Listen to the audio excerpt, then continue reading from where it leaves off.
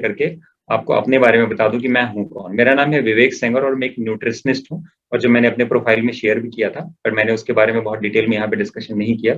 और basically bye education मैं एक इंजीनियर हूँ, पर आज 13 साल हो गया मुझे ये काम करते हुए। तो कहते हैं रीजन, जिंदगी में कुछ करने के लिए एक रीजन चाहिए होता है, तो मेरे पास एक बहुत ही स्ट्रांग रीजन था, और मुझे नहीं पता था कि मुझे एक दिन ये सब करना पड़ेगा। और बेसिकली मेरी मदर हार्ट की पेशेंट थी, और ये बात है करीब 1997 की, जब मैं स्कूल में पढ़ता था, तब मैं क्लास 10th में हुआ करता था। और जिंदगी मेरी अस्पतालों के चक्कर लगाते कट गई। और उनको अगर मैं उनकी बात करूं पास्ट की, तो 2005 में एक हार्ट अटैक हुआ, फिर 2006 में एक हार्ट अटैक हुआ, इसके बाद उनको 2009 में एक हार्ट अटैक हुआ। और एज यूजुअल जो लोगों के साथ होता है, हॉस्पिटल जाना, भागना, और उसके बाद जो कॉमन प्रोसीजर होता है इंटरवेंशन, सर्जरी। तो उनकी 3 3 बार एंजियोप्लास्टी हुई। इनफैक्ट डॉक्टर्स ने तो बाईपास के लिए बोला था, बट हमें भी ऐसा लगता था, जो आम जनता को लगता है कि बाईपास एक ज्यादा रिस्की प्रोसीजर है, और अगर एंजियोप्लास्टी हो जाए तो ज्यादा सेफ है। और तब मेरी मदर की एज भी कुछ नहीं थी, शी वॉज अराउंड 34 ईयर्स। तो आप अंदाजा लगा सकते हैं कि ये सब चीजें किस उम्र में हुई। और फिर 2009 में कुछ ऐसा हुआ, 2009 में जब मेरी मॉम को तीसरी बार ये प्रॉब्लम हुई, उसके बाद उनको 6 महीने तक हम अस्पतालों में लेके वहाँ भागते रहे। उनको पेट से रिलेटेड कोई प्रॉब्लम हुई, और इतने लंबे टाइम में उनका लीवर भी फेल हो गया, किडनी भी फेल हो गई। और ऑब्वियसली तब मुझे पता चला कि उनके हार्ट की पंपिंग फंक्शन केवल 24%। और जो एक कहते हैं एलोपैथिक पर्सपेक्टिव होता है मेडिकल साइंस में, कि अगर हार्ट की पंपिंग कम हो गई है तो वो फिर बढ़ नहीं सकती।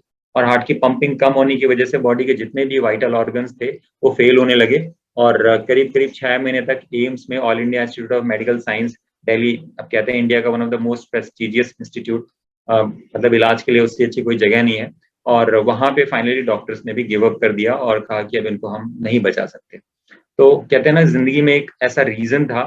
और तब मैं, चूंकि उसके पहले मैं R&D में था, मेरी जो जॉब प्रोफाइल थी इट वाज डिफरेंट, क्योंकि मैं कॉर्पोरेट में था।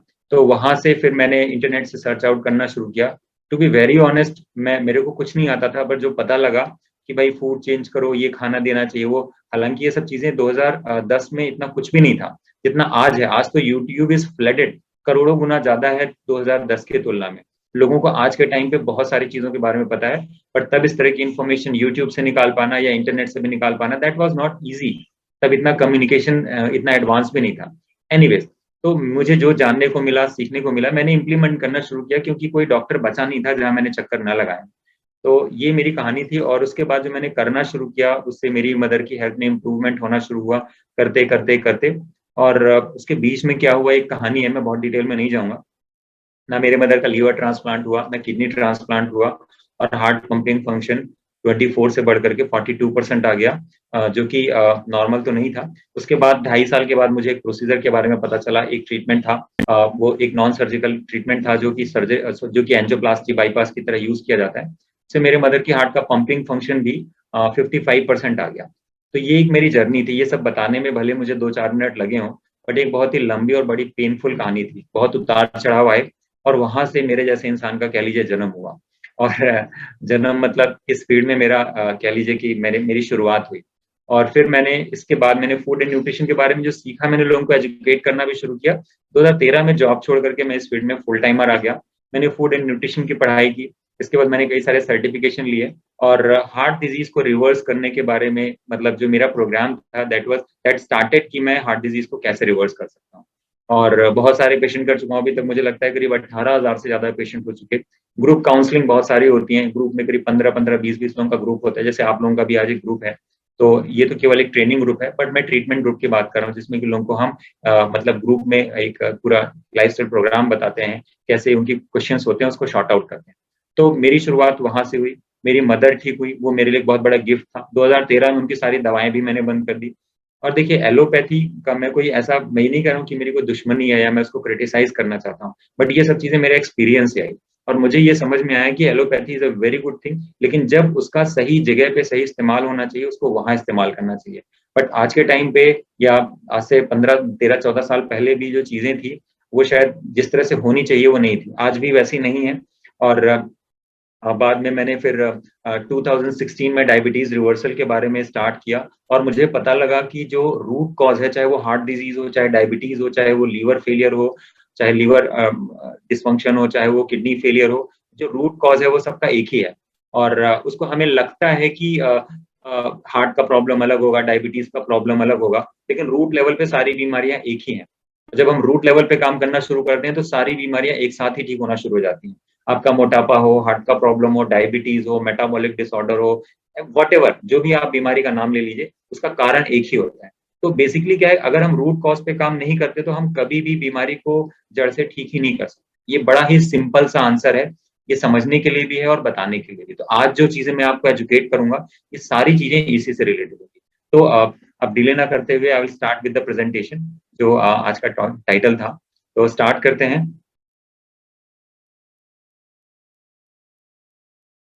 यस।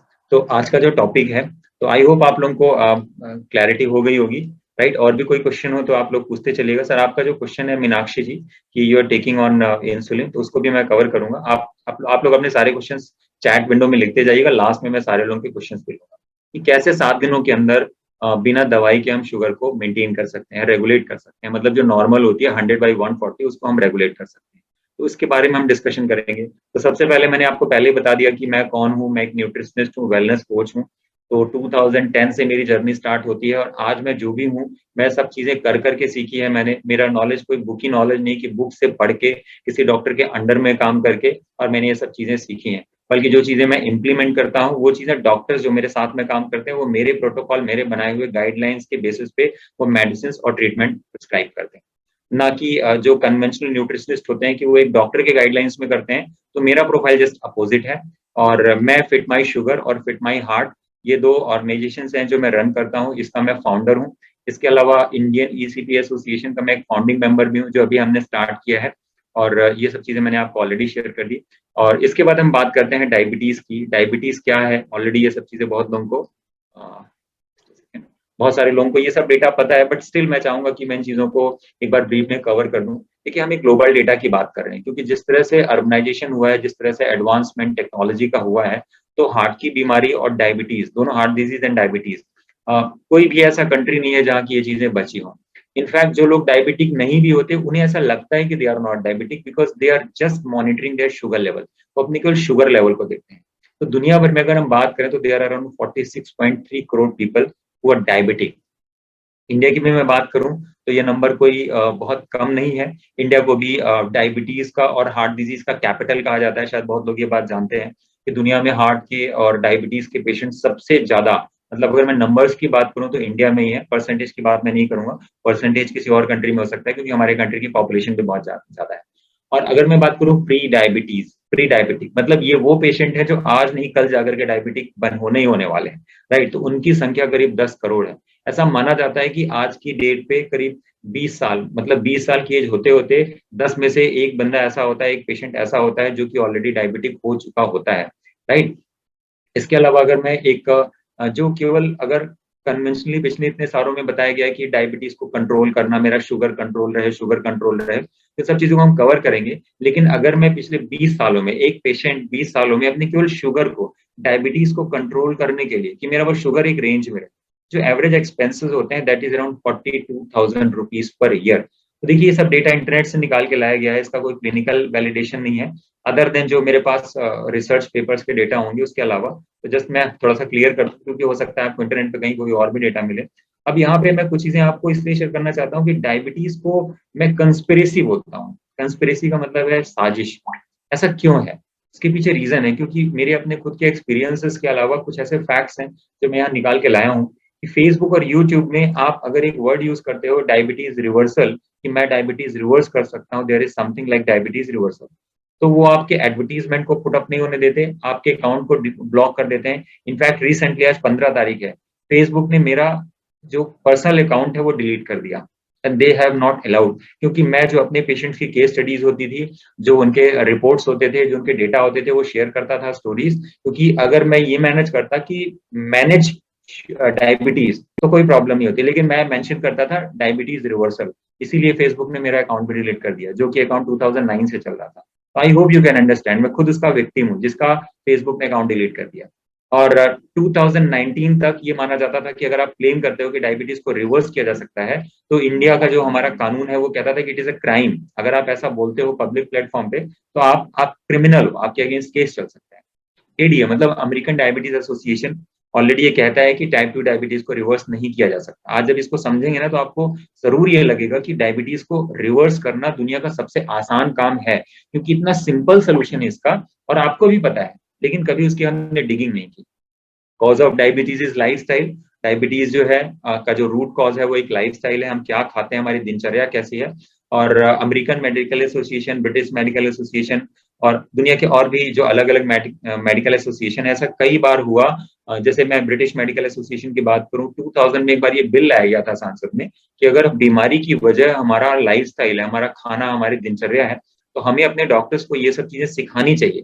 लेकिन पूरे दुनिया भर के डॉक्टर्स ने उस बिल का विरोध किया और काफी दिनों तक ये स्ट्राइक चली। बाद में एक आर्टिकल प्रेजेंट भी किया गया, एक लॉ प्रेजेंट किया गया, लेकिन उसमें जो गाइडलाइंस दी गई थी कि हमें डॉक्टर्स को फूड एंड न्यूट्रिशन के बारे में एजुकेट करना चाहिए था, वो सारी की सारी गाइडलाइंस, वो सारे के सारे प्रोटोकॉल्स को 4 साल के बाद हटा दिया गया। और आज भी डॉक्टर्स जो पढ़ते हैं वो केवल यही स्टडी करते हैं कि आपका शुगर बढ़ा हुआ है तो आपको कौन सी दवा देनी चाहिए और किस तरह से आपके शुगर को एक रेंज में लाया जा सकता है, ना कि डायबिटीज को रिवर्स करने का कोई भी प्रोटोकॉल, कोई भी प्रोग्राम डिजाइन किया गया है। एनीवेज, ये कुछ और आर्टिकल्स मैंने लिखे हैं। 1998 में एक बिल पास किया गया था कि जिसमें कि कहा गया था कि diabetes medicine does not reduce the risk of other other illness. मतलब ये सब चीजें हैं जो मैं इंटरनेट से निकाल के लाया हूँ।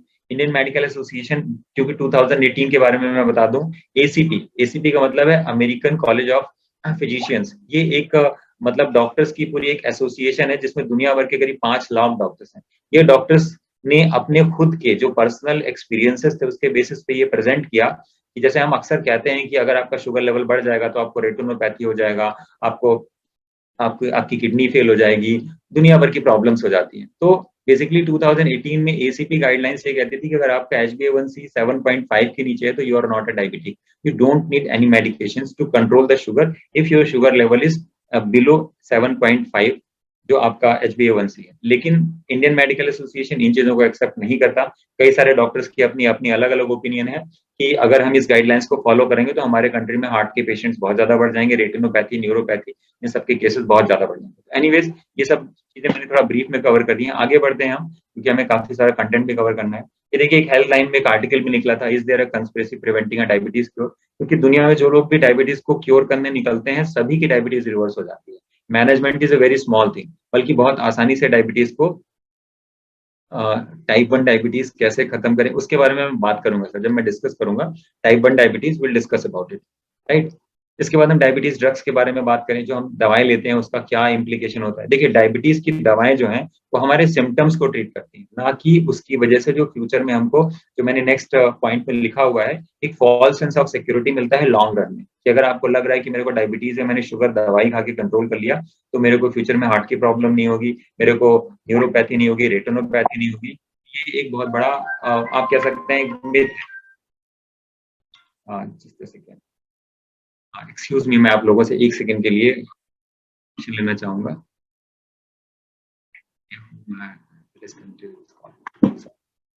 तो एनीवेज, तो मैंने ऑलरेडी बताया कि एक फॉल्स सेंस ऑफ सिक्योरिटी है, और ये जो हमें डिजीज का प्रोग्रेशन होना है कि अगर हम डायबिटीज की दवाएं खा रहे हैं तो जो हमारी बीमारी बढ़ने वाली है तो वो बीमारी रुकती नहीं है। मतलब अगर वो प्रॉब्लम होनी है तो आज नहीं तो कल वो प्रॉब्लम होगी ही होगी। उसको हम थोड़ा डिले जरूर कर सकते हैं, लेकिन हम उसको रोक नहीं सकते हैं। एनीवेज, आगे बढ़ते हैं। अब यहाँ पे हम बात करते हैं डायबिटीज क्या है, क्विकली इसको हम 10 मिनट के अंदर पूरा वाउंड अप करते हैं। डायबिटीज है क्या? जो नॉर्मल लोगों को पता है कि शरीर के अंदर हमारे बॉडी में जब शुगर का लेवल ज्यादा हो जाता है उसको हम डायबिटीज कहते हैं। नॉर्मली वैसे तो डायबिटीज को कई कैटेगरी में डिवाइड किया गया, बट यहाँ जो हम बात करेंगे type 1 diabetes, type 2 diabetes. Type 1 क्या होता है? हमारे बॉडी में इंसुलिन नहीं बनता।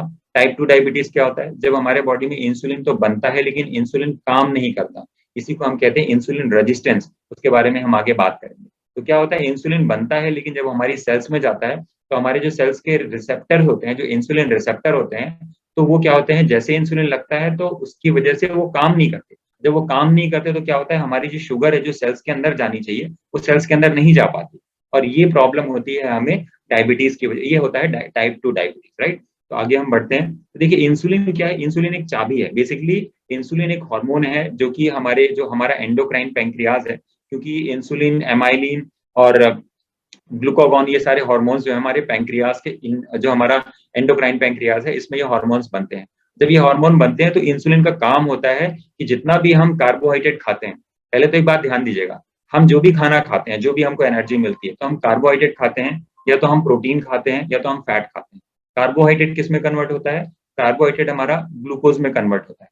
जो हमारा प्रोटीन है वो एमिनो एसिड में कन्वर्ट होता है, और जो हमारा फैट है वो फैटी एसिड में कन्वर्ट होता है। इसके बाद हमारी बॉडी उसको एब्जॉर्ब करती है। तो यहाँ पे सिंपल सा कॉन्सेप्ट है, जब हमारे बॉडी का कार्बोहाइड्रेट मेटाबॉलिज्म, जब हमारी बॉडी कार्बोहाइड्रेट को सही तरीके से प्रोसेस नहीं कर पाती, कि जो हमने कार्ब्स खाया वो ब्लड में गया, ब्लड में जाने के बाद क्या होगा, जब उसको सेल्स में पहुंचना चाहिए, तो क्या हुआ, जितना कार्बोहाइड्रेट हमने खाया उसके प्रोपोर्शनली हमारे पैंक्रियाज ने क्या किया, इंसुलिन बनाया। इंसुलिन बनाया और वो ब्लड स्ट्रीम में चला गया। अब जब इंसुलिन जाकर के हमारी हर एक सेल्स के रिसेप्टर पे जाके लगेगा, and it will try to open the gate, वो कोशिश करेगा कि ये दरवाजा खुल जाए। दरवाजा खुलेगा जब, तो क्या होगा, ग्लूकोज जो ब्लड स्ट्रीम में है वो सेल्स के अंदर चला जाएगा। तो इंसुलिन इज जस्ट अ की। अब अगर ये चाबी काम ही ना करे, ये चाबी लग जाए लेकिन अगर दरवाजा ना खुले, तो क्या होगा, जो शुगर है वो क्या होगा, वो शुगर हमारा वहीं का वहीं रह जाएगा। Since 22 years presently taking insulin 30 units per day.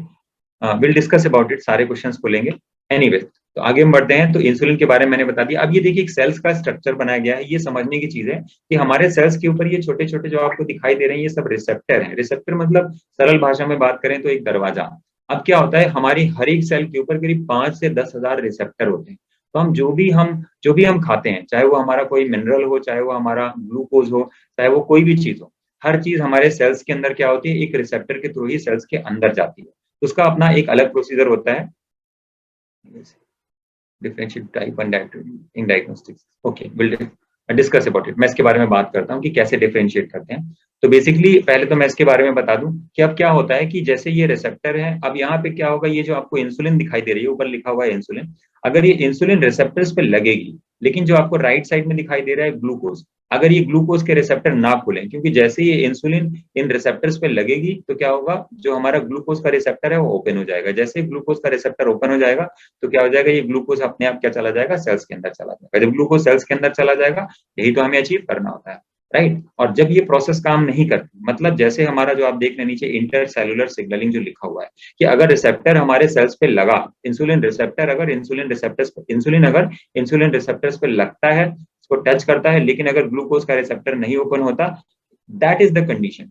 इसका मतलब क्या हुआ, इंसुलिन बनी तो है लेकिन वो काम नहीं कर पा रही। इसी को हम कहते हैं इंसुलिन रेजिस्टेंस। अभी आपने सवाल पूछा टाइप 1 डायबिटीज और टाइप 2 डायबिटीज में हम कैसे डिफरेंशिएट करते हैं। देखिए, टाइप 1 डायबिटीज में क्या होता है, इंसुलिन बनता ही नहीं है। जब इंसुलिन बनेगा ही नहीं तो दरवाजा कैसे खुलेगा। टाइप 2 डायबिटीज में इंसुलिन बन रहा है, लेकिन क्या होता है, इंसुलिन काम नहीं कर रहा है। तो इसके लिए हम टेस्ट करते हैं सी पेप्टाइड। सी पेप्टाइड का नॉर्मली हम फास्टिंग का टेस्ट करते हैं। तो अगर हमारा सी पेप्टाइड का फास्टिंग का लेवल अगर 0.3 नैनोग्राम पर मिलीलीटर के नीचे है, इसका मतलब यह है कि you are patient is type 1 diabetic. Normally क्या होता है, टाइप 1 डायबिटिक का जो मेन कॉज है वो हमारे कुछ जीन्स होते हैं और एक ऑटोइम्यून डिसऑर्डर होता है। हमारा इम्यून सिस्टम जो कि हमें बाकी बाहर की दुनिया से हमें बचाता है, बैक्टीरिया से, वायरस जो बाहरी इंफेक्शन है उससे हमें बचाता है, लेकिन जब यही हमारा इम्यून सिस्टम हमारे अगेंस्ट में काम करने लगता है, तो किसी न किसी ऑर्गन पे ये अटैक करना शुरू कर देता है। तो कुल मिलाकर के 68 तरह की ऑटो इम्यून डिसऑर्डर्स होते हैं, जिसमें कि एक ऐसा भी डिसऑर्डर होता है जिसमें हमारा इम्यून सिस्टम हमारे पैंक्रियाज, जो हमारा एंडोक्राइन पैंक्रियाज है, उसकी जो बीटा सेल्स हैं उस पर अटैक करके वो बीटा सेल्स को खत्म कर देता है, राइट। देखिए, ये नॉर्मली जो प्रॉब्लम है टाइप 1 डायबिटीज, क्योंकि दुनिया भर में लगभग 95% पेशेंट जो होते हैं वो टाइप 2 डायबिटिक होते हैं, टाइप 1 नहीं होते। तो क्या होता है कि अब अगर ये अर्ली एज में पता चल जाए, अगर अर्ली एज में पता चल जाए, मतलब अगर किसी को टाइप 1 डायग्नोस हुआ है, अगर वो साल 2 साल 3 साल के अंदर पता चल जाए, अगर उसका 0.3 के नीचे भी है, ऑनेस्टली टाइप 1 डायबिटीज को रिवर्स करना इतना आसान नहीं है। पेशेंट को लाइफ लॉन्ग इंसुलिन लेना पड़ता है, लेकिन अगर अर्ली स्टेज में डायग्नोस हो जाए, एक पर्सनली मैं पेशेंट बता रहा हूँ, जब मैंने उसको करीब 1.5 साल से मैं काउंसलिंग दे रहा हूँ उनको, वो मध्य प्रदेश के एक डिस्ट्रिक्ट है सतना, वहाँ के रहने वाले बच्चा है, उसकी उम्र मुझे लगता है 7 या 8 साल है। उसकी मॉम फॉलो कर रही है उस गाइडलाइंस को। उसका जो सी पेप्टाइड का लेवल है, जब मेरे से पहली बार इंटरेक्शन हुआ तो इट वाज 0.28, मतलब लेस देन 0.3, मतलब he was a type 1 diabetic. अभी 1.5 साल हो गया, उसका जो सी पेप्टाइड का लेवल है वो लगभग 0.7 से ऊपर ही है, जो उसका सी पेप्टाइड का लेवल है। मैं फास्टिंग की बात कर रहा हूँ, और डॉक्टर्स ने उसको टाइप 1 से टाइप 2 में डिक्लेयर कर दिया है। और उनकी मदर की जो फॉलो कर रही है, जो प्रोसेस जो मैंने गाइड किया है, उसकी वजह से उस बच्चे का शुगर का लेवल एकदम कंट्रोल में रहता है। वी आर एक्सपेक्टिंग कि over a period of time ये सी पेप्टाइड का लेवल और बढ़े, ताकि बच्चा कार्बोहाइड्रेट भी अगर खाए तो उसकी बॉडी उसको आसानी से पचा सके। एनीवेज, इंसुलिन के अलावा और कोई मेडिसिन दी जा सकती है टाइप 1 डायबिटीज के लिए? नहीं sir, up to my knowledge there is no. Pancreatitis क्या लिखा हुआ है? पैंक्रेटाइटिस से टाइप 1 होता है क्या? ये देखिए पैंक्रेटाइटिस जो भी लिखा है लोगों ने सवाल, हालांकि आप लोग ग्रुप पे भी लिख सकते हो, बट यहाँ पर भी no problem, I will take all the questions. Basically pancreatitis एक अलग चीज होती है, पैंक्रियाज में स्वेलिंग। 95% जो पैंक्रियाज है वो हमारा हमारा एक्सोक्राइन पैंक्रियाज है, बाहरी पैंक्रियाज, जिसमें हमारे पैंक्रेटिक जूस बनते हैं, एमाइलेज, लाइपेज, प्रोटीज, ये हमारे एंजाइम्स बनते हैं। जो एमाइलेज है कार्ब्स को मेटाबोलाइज करने के लिए होता है, लाइपेज फैट को मेटाबोलाइज करने के लिए होता है, प्रोटीज जो होता है प्रोटीन को मेटाबोलाइज करने के लिए होता है। और जो एंडोक्राइन पैंक्रियाज है वो हमारा इनर पैंक्रियाज होता है। अगर आपका पैंक्रेटाइटिस पुराना हो गया है, जैसे क्रॉनिक पैंक्रेटाइटिस होता है, और अगर उसमें आपका एंडोक्राइन, क्योंकि एंडोक्राइन केवल 5% होता है, नॉर्मली एंडोक्राइन डैमेज नहीं होता। ऐसा जरूरी नहीं कि आपको अगर पैंक्रेटाइटिस हो गया है तो you will become a diabetic also, type 1 diabetic. But हाँ, अगर एक लेवल के ऊपर जा चुका है तो you can also become a diabetic. But अगर मैं परसेंटेज की बात करूं तो लगभग 80%, 70-80% पेशेंट हुआ the patient of chronic pancreatitis, they will not be the type 1 diabetic. तो I hope it is clear to you, क्योंकि हम सी पेप्टाइड के लेवल से उसको भी चेक कर सकते हैं, there is no I mean big thing. Anyways, आप एक बार अलग से बात कर लीजिएगा। आरुषि जी, आप प्लीज एक बार अलग से कम्युनिकेट कर लीजिएगा, जो व्हाट्सएप नंबर लास्ट में लिखूंगा विल एड्रेस दिस, राइट। आगे बढ़ते हैं क्योंकि बहुत सारा कंटेंट है मुझे कवर करने के लिए, तो कोर कंटेंट से हम हट जाएंगे। तो टाइप 2 डायबिटीज को ही हम इंसुलिन रेजिस्टेंस कहते हैं। अभी मैंने कवर किया था कि टाइप 2 डायबिटीज बेसिकली है क्या, कि हमारा इंसुलिन रेजिस्टेंस को ही हम टाइप 2 डायबिटीज कहते हैं। अब यहाँ पे मैं एक दूसरे प्रेजेंटेशन की हेल्प से मैं आपको टाइप, पहले तो इंसुलिन रेजिस्टेंस का जो कॉन्सेप्ट है मैं बहुत अच्छे से आपको एक्सप्लेन करना चाहता हूँ। उसके लिए मैंने एक अलग से ही पूरा प्रेजेंटेशन बना के दिया है। Just give me 1 second, let me open the slide.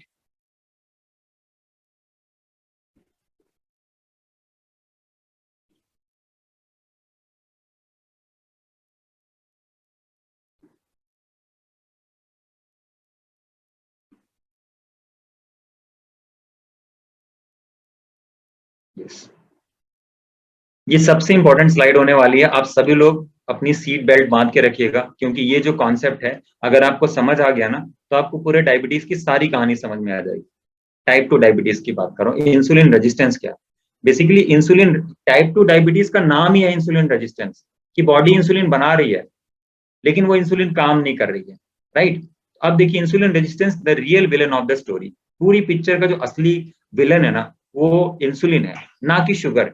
Sugar का भी रोल है, 20% शुगर का भी रोल है, बट डायबिटीज का जो 80% विलन है ना वो आपका इंसुलिन है, ना कि। तो अभी आगे हम इसको डिटेल में कवर करेंगे। तो T2DM को कहते हैं टाइप 2 डायबिटीज मेलाइटिस, जो एक मेडिकल टर्मिनोलॉजी है। तो इंसुलिन रेजिस्टेंस को ही हम कहते हैं टाइप 2 डायबिटीज मेलाइटिस, राइट। अब यहाँ पे कुछ मैं फैक्ट्स लिखा हूँ। The foundation of type 2 diabetes mellitus is insulin resistance. अब इंसुलिन रेजिस्टेंस क्या है कि दुनिया जितने भी मेटाबॉलिक डिसऑर्डर हैं, आप कोई भी मेटाबॉलिक डिसऑर्डर ले लीजिए, insulin resistance is at the centre of every lifestyle disorder.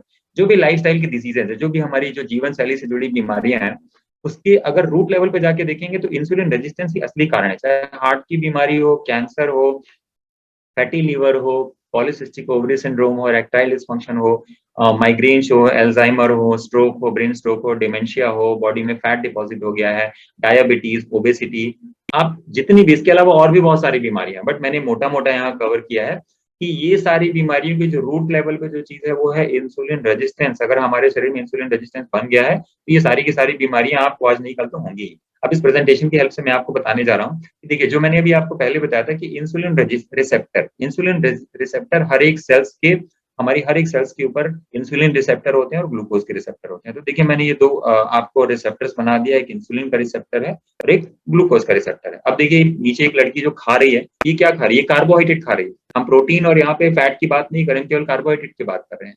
तो जब भी कोई कार्बोहाइड्रेट खाएंगे तो क्या होगा, कार्बोहाइड्रेट क्या होगा, ग्लूकोज में कन्वर्ट होगा। जब भी ग्लूकोज में कन्वर्ट होगा, जब हमारे स्मॉल इंटेस्टाइन में जाएगा ये एब्जॉर्प्शन के लिए, तो क्या होगा, जो हमारे इंटेस्टाइन की इनर लेयर है वो सेंस करेगी कि यहाँ पे क्या है, कार्बोहाइड्रेट, ग्लूकोज आया है। जब ग्लूकोज का सेंस मिलेगा तो क्या होगा, उसी के प्रोपोर्शनली हमारा पैंक्रियाज क्या करेगा, इंसुलिन रिलीज करेगा। अब इंसुलिन, अब हमारे हमारे ब्लड स्ट्रीम में ग्लूकोज भी आ गया, अब हमारे ब्लड स्ट्रीम में इंसुलिन भी आ गया। अब क्या होगा कि इंसुलिन जाकर के क्या करेगा, इंसुलिन रिसेप्टर पे जाकर के लगेगा, और लगने के बाद क्या होगा, जो नॉर्मल फंक्शनिंग होती है वो एक एक्शन होगा, एक इंटरसेल्युलर सिग्नलिंग एक्शन परफॉर्म होगा, जो अभी मैं थोड़ी देर पहले आपको दिखा रहा था। अब जैसे ही एक्शन परफॉर्म होगा तो क्या होगा कि ये जो हमारा शुगर है ये क्या होगा, शुगर निकल करके यहाँ से क्या होगा, सेल्स के अंदर जाकर के स्टोर हो जाए, ये आपको दिखाई दे रहा होगा। तो ये एक नॉर्मल फंक्शन हो गया, ये नॉर्मल, जैसे हम कार्बोहाइड्रेट खाते हैं तो कार्बोहाइड्रेट का मेटाबॉलिज्म ऐसे ही होता है, कार्बोहाइड्रेट हमारा ऐसे ही सेल्स के अंदर पहुंच जाता है। अब क्या होता है, अगर ये एक्शन कंप्रोमाइज हो जाए, मतलब कि जैसे ही इंसुलिन के रिसेप्टर पे इंसुलिन लगा, लेकिन ये जो सेल्स के अंदर जो एक्शन होने वाला था, जिसकी वजह से जो ग्लूकोज सेल्स के अंदर जा रहा था वो ना जाए, तो क्या होगा कि अब हम तो कार्बोहाइड्रेट तो खा ही रहे हैं, कार्बोहाइड्रेट खाने की वजह से क्या होगा, ग्लूकोज का लेवल धीरे धीरे हमारे ब्लड में बढ़ना शुरू होगा। आप देख सकते हैं इस एनिमेशन की हेल्प से, जब ये ग्लूकोज का लेवल बढ़ेगा तो क्या होगा, जितना ग्लूकोज बनेगा उतना ही क्या होगा, हमारा पैंक्रियास क्या करेगा, इंसुलिन बनाएगा, इंसुलिन का लेवल बढ़ता जाएगा। अब इंसुलिन का लेवल भी क्या होगा ब्लड से, अब देखिए इससे हुआ क्या, ग्लूकोज बढ़ा लेकिन इंसुलिन भी बढ़ गया। अब हम फोकस क्या करते हैं, हमारा फोकस तो केवल ग्लूकोज पे होता है कि ग्लूकोज बढ़ गया, अब क्या प्रॉब्लम होगी, क्या प्रॉब्लम नहीं होगी। तो अब आगे बढ़ते हैं, अब जैसे इंसुलिन का लेवल इसमें बढ़ेगा तो क्या होगा, इंसुलिन के लेवल बढ़ने के बाद क्या होगा, जहां पे अभी एक मॉलिक्यूल लग रहा था सेल्स के ऊपर, वहां पे 2 मॉलिक्यूल, 3 मॉलिक्यूल, 4 मॉलिक्यूल, जब कई सारे मॉलिक्यूल जाकर के उस सेल के ऊपर लगेंगे तो क्या होगा कि वो जो एक्शन हमारा कंप्रोमाइज हो गया था वो फिर से रिस्टोर हो गया। ऐसे समझिए ना कि कोई दरवाजा है वो जाम हो गया है, आपने धक्का दिया नहीं खुला, 2 लोग आके धक्का दिए तो नहीं खुला, 3 लोग, 4 लोग, 5 लोग, कई लोग आके धक्का दिए तो दरवाजा खुल गया। जब वो दरवाजा खुल गया तो हमको क्या करना था, हमको दरवाजा ही तो खोलना था, मतलब एक आदमी से जो दरवाजा आसानी से खुल जाना चाहिए था, उस आदमी उस दरवाजे को खोलने के लिए हमें 5 आदमी लगाने पड़ रहे हैं। इसका मतलब क्या हुआ कि हमारे बॉडी में इंसुलिन का जितना लेवल होना चाहिए उससे 5 गुना ज्यादा इंसुलिन का लेवल बढ़ गया। There is direct correlation. तो basically type 2 diabetes is a condition जब हमारे बॉडी में इंसुलिन जरूरत से कई गुना ज्यादा, कई बार 7 गुना 8 गुना ज्यादा तक इंसुलिन हमारे बॉडी में प्रोड्यूस होता है, और इसके बाद भी हमारा इंसुलिन जो है ग्लूकोज को सेल्स के अंदर नहीं स्टोर कर पाता, उसके बाद जाकर के कहीं हम डायबिटिक होते हैं, right. So when our body is running on higher insulin levels, the behavior of our body is changed completely. जब हमारी बॉडी, अब सीधी सीधी बात है, किसी चीज का अगर शुगर का एक्सेस हमारे लिए हार्मफुल हो सकता है, तो कभी क्या, एक कॉमन सी चीज है जो ये एनालाइज करती है कि इंसुलिन का भी हायर लेवल हमारे बॉडी के लिए डेंजरस हो सकता है। वी डू नॉट एनालाइज, कहते हैं ना किसी चीज का कोई चीज अगर एक लेवल पे रहे ना तो ही अच्छी रहती है। आपके पास कम पैसा है तो भी खराब है, ज्यादा पैसा है तो भी खराब है। कम पैसा है तो सर्वाइवल की प्रॉब्लम हो जाएगी, ज्यादा पैसा है तो गुंडे लूट के लेके जाएंगे, राइट। तो हर चीज एक बैलेंस में होनी चाहिए, एग्जैक्टली वही चीज हमारे बॉडी के साथ में होती है। फैट हमारे बॉडी को चाहिए हार्मोन्स बनाने के लिए, फैट की वजह से हमारी सेल्स बनती है, लेकिन जब हमारी बॉडी में फैट ज्यादा हो जाता है तो वही फैट हमारे लिए हार्मफुल हो जाता है। एनीवेज, तो ये मैंने आपके सामने अभी डिस्कस किया कि ये एक्शन रीस्टोर हो गया। जब ये एक्शन रीस्टोर हो जाएगा तो क्या होगा कि फिर ये जो ग्लूकोज था ये क्या होगा, अपने आप फिर सेल्स के अंदर स्टोर हो जाएगा। एग्जैक्टली यही चीज मैं बताना चाहता हूँ। टाइप 2 डायबिटीज में हमारी बॉडी जरूरत से ज्यादा इंसुलिन बनाती है, and at the same time our body is running on higher insulin level. तो अब यहाँ पे बात आती है, सारा का सारा कहानी कहाँ पहुंच गया, सारा का सारा कहानी पहुंच गया इंसुलिन के ऊपर। अब आगे बढ़ते हैं हम, right. Insulin resistance is a coin which has 2 faces. 2 face क्या होते हैं कि कुछ सेल्स क्या होती हैं, कुछ सेल्स क्या करती हैं, इंसुलिन के लिए रिस्पॉन्ड नहीं करती या स्लो रिस्पॉन्स करती हैं, और इसके अलावा क्या होता है, इंसुलिन का लेवल भी हाई हो जाता है। और डायबिटीज कंडीशन क्या होती है, जब इंसुलिन का लेवल भी हाई है लेकिन हमारे पैंक्रियास की भी कैपेसिटी है कि उससे ज्यादा इंसुलिन को बना ही नहीं सकता। जब वो अपनी मैक्सिमम लिमिट तक इंसुलिन बना लेता है, उसके बाद वो इंसुलिन नहीं बना सकता, उसके बाद हमारा शुगर लेवल ऑटोमेटिकली बढ़ने लगता है। उसके बाद डॉक्टर क्या बोलते हैं कि आप क्या करो, आप वो ले लो, इंसुलिन के शॉट्स ले लो, क्योंकि अब आप इंसुलिन का शॉट लोगे तो क्या होगा, और इंसुलिन हमने बाहर से दे दी तो क्या होगा, ultimately we are doing more damage to the body. क्योंकि हम शुगर को कंट्रोल करने के लिए हम एक चीज वो जो हमारी बॉडी के लिए और ज्यादा हार्मफुल हो सकती है। तो बहुत सारे पेशेंट ऐसे हैं आज के टाइम पे। तो देखिए क्या होता है, कई बार हमारा इंसुलिन का लेवल जब कम होने लगता है और उस टाइम पे इंसुलिन दिया जाए तो दैट इज ओके, मैं उस टाइम पे इस बात को सही मान सकता हूँ। लेकिन जिनकी बॉडी ऑलरेडी जरूरत से 10 गुना ज्यादा इंसुलिन पर रन कर रही है और उनका पैंक्रियास बना रहा है, इसके बाद भी अगर, क्योंकि बॉडी इतनी ज्यादा रेजिस्टेंट हो चुकी है इंसुलिन के लिए, और मोटापा इसका बहुत ही कॉमन कॉज है, मोटापा। इनफैक्ट कुछ सिम्टम्स होते हैं जिससे आप आइडेंटिफाई कर सकते हैं कि बॉडी इंसुलिन रेजिस्टेंट है कि नहीं है। जैसे मैं कुछ सिम्टम्स आपको बताता हूँ। हमारे स्किन के ऊपर ये ब्लैक कलर के मार्क्स पड़ जाते हैं, कई बार स्किन पे ऐसा ब्लैक कलर का मार्क पड़ जाता है। That is a very common symptom की बॉडी में इंसुलिन का रेजिस्टेंस बहुत ज्यादा ग्रो कर चुका है।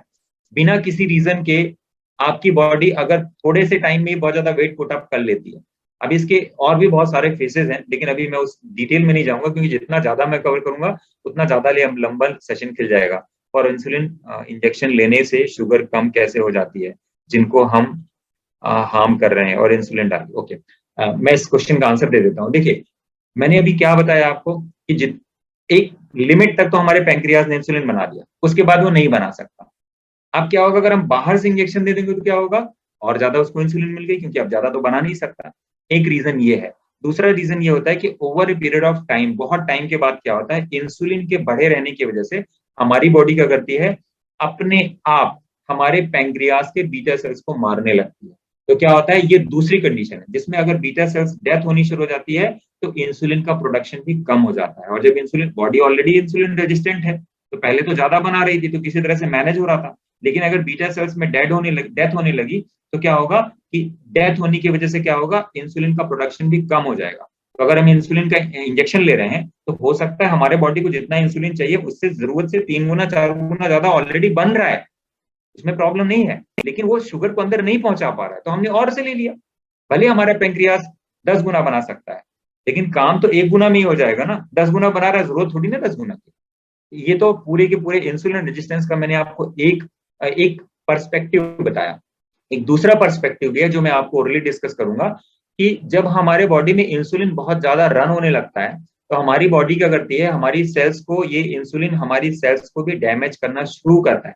और हमारी सेल्स इस इंसुलिन से बचने के लिए अपने चारों तरफ एक प्रोटेक्टिव मेम्ब्रेन बनाना शुरू कर देती है। और जब ये प्रोटेक्टिव मेम्ब्रेन बनना शुरू हो जाती है तो देखिए, ये मेम्ब्रेन है सेल्स के चारों तरफ बन गई, तो ये बनी तो है अपनी प्रोटेक्शन के लिए, लेकिन है क्या कि इसकी वजह से जो चीजें हमारी सेल्स के अंदर जानी चाहिए, जिसको हम कहते हैं सेलुलर मेटाबॉलिज्म, हमारे कहते हैं ना कि डायबिटीज पूरी बॉडी को खत्म कर देता है, खोखला कर देता है, क्योंकि उस मेम्ब्रेन की वजह से जो चीजें सेल्स के अंदर जानी चाहिए वो आसानी से जा नहीं पाएंगी, और जो चीजें अंदर से बाहर जानी चाहिए, बाहर निकलनी चाहिए, वो क्या होंगी, बाहर नहीं निकल पाएंगी। मतलब सेल्स का, जिसको हिंदी में कहते हैं चय अपचय, जो अंदर जाना चाहिए था गया नहीं, जो बाहर आना चाहिए था बाहर नहीं गया।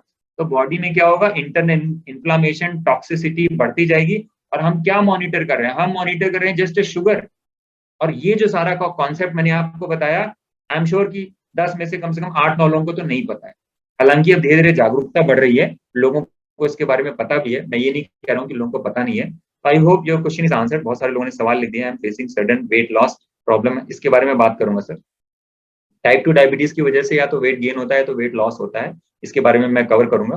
तो अभी फिलहाल मैं प्रेजेंटेशन पे चलता हूँ सर, क्योंकि बहुत सारा कॉन्सेप्ट है जो मुझे कवर करना है। एनीवेज, तो आगे हम बढ़ते हैं। देखिए, ये जो चार्ट है ना, ये बहुत इंपॉर्टेंट चार्ट है जो मैंने अभी आपको बताया ना, उसको समझने के लिए मैंने किसी तरह से इसको जुगाड़ करके ड्रॉ किया ताकि आपको एक्सप्लेन कर सकूं।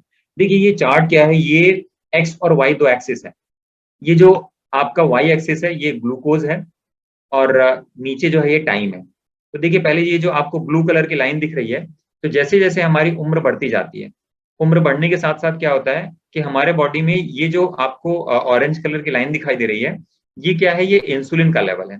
तो ड्यू टू इंसुलिन रेजिस्टेंस की वजह से क्या होता है कि हमारी बॉडी, इंसुलिन रेजिस्टेंस की वजह से क्या होता है, हमारी बॉडी जब कार्बोहाइड्रेट हम ज्यादा खाते हैं तो इंसुलिन के लेवल को बढ़ाती जाएगी, क्योंकि रेजिस्टेंस इंसुलिन का डेवलप होता जा रहा है। तो इंसुलिन का लेवल तो बढ़ता जाएगा, कहां तक बढ़ेगा, जितना हमारा मैक्सिमम पैंक्रियास बना सकता है।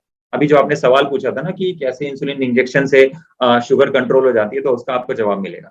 अब क्या होगा कि जितना हमारा मैक्सिमम, ये जो आप देखिए ये ऑरेंज कलर की जो पीक लाइन है ना, वहां तक इंसुलिन का लेवल तो बढ़ रहा है, लेकिन उसके बाद क्या है कि हमारी बॉडी इंसुलिन अब बना ही नहीं सकती, हमारा पैंक्रियाज अपनी मैक्सिमम कैपेसिटी पे पहुंच गया। अब क्या होता है कि शुगर का लेवल तो अपने आप, हम क्योंकि इंसुलिन रेजिस्टेंस तो बॉडी में बढ़ता जा रहा है, तो क्या होगा कि अब इसके आगे चूंकि जो ऑरेंज कलर की टॉप पीक लाइन दिखाई दे रही है, उसके आगे तो अब हमारा पैंक्रियाज इंसुलिन बनाएगा नहीं। तो क्या होगा, अब यहाँ पे क्या होगा, जब आगे इंसुलिन रेजिस्टेंस बढ़ेगा तो क्या होगा, शुगर का लेवल अब शूट करना शुरू करेगा। और इसी पॉइंट पे जो आपको राइट साइड में डॉटेड लाइन दिखाई दे रही है, अगर आप वहां पे इंसुलिन के शॉट्स ले लोगे तो शुगर भी नॉर्मल आ जाएगा, राइट। लेकिन क्या होगा, वहां पे शुगर का लेवल इन जनरल यहां से शूट करना शुरू करेगा। तो बेसिकली अब क्या होगा, कुछ टाइम के बाद शुगर लेवल तो ऊपर चला गया, लेकिन इंसुलिन का लेवल आप देखेंगे समय के साथ धीरे धीरे ड्रॉप होने लगा। क्यों?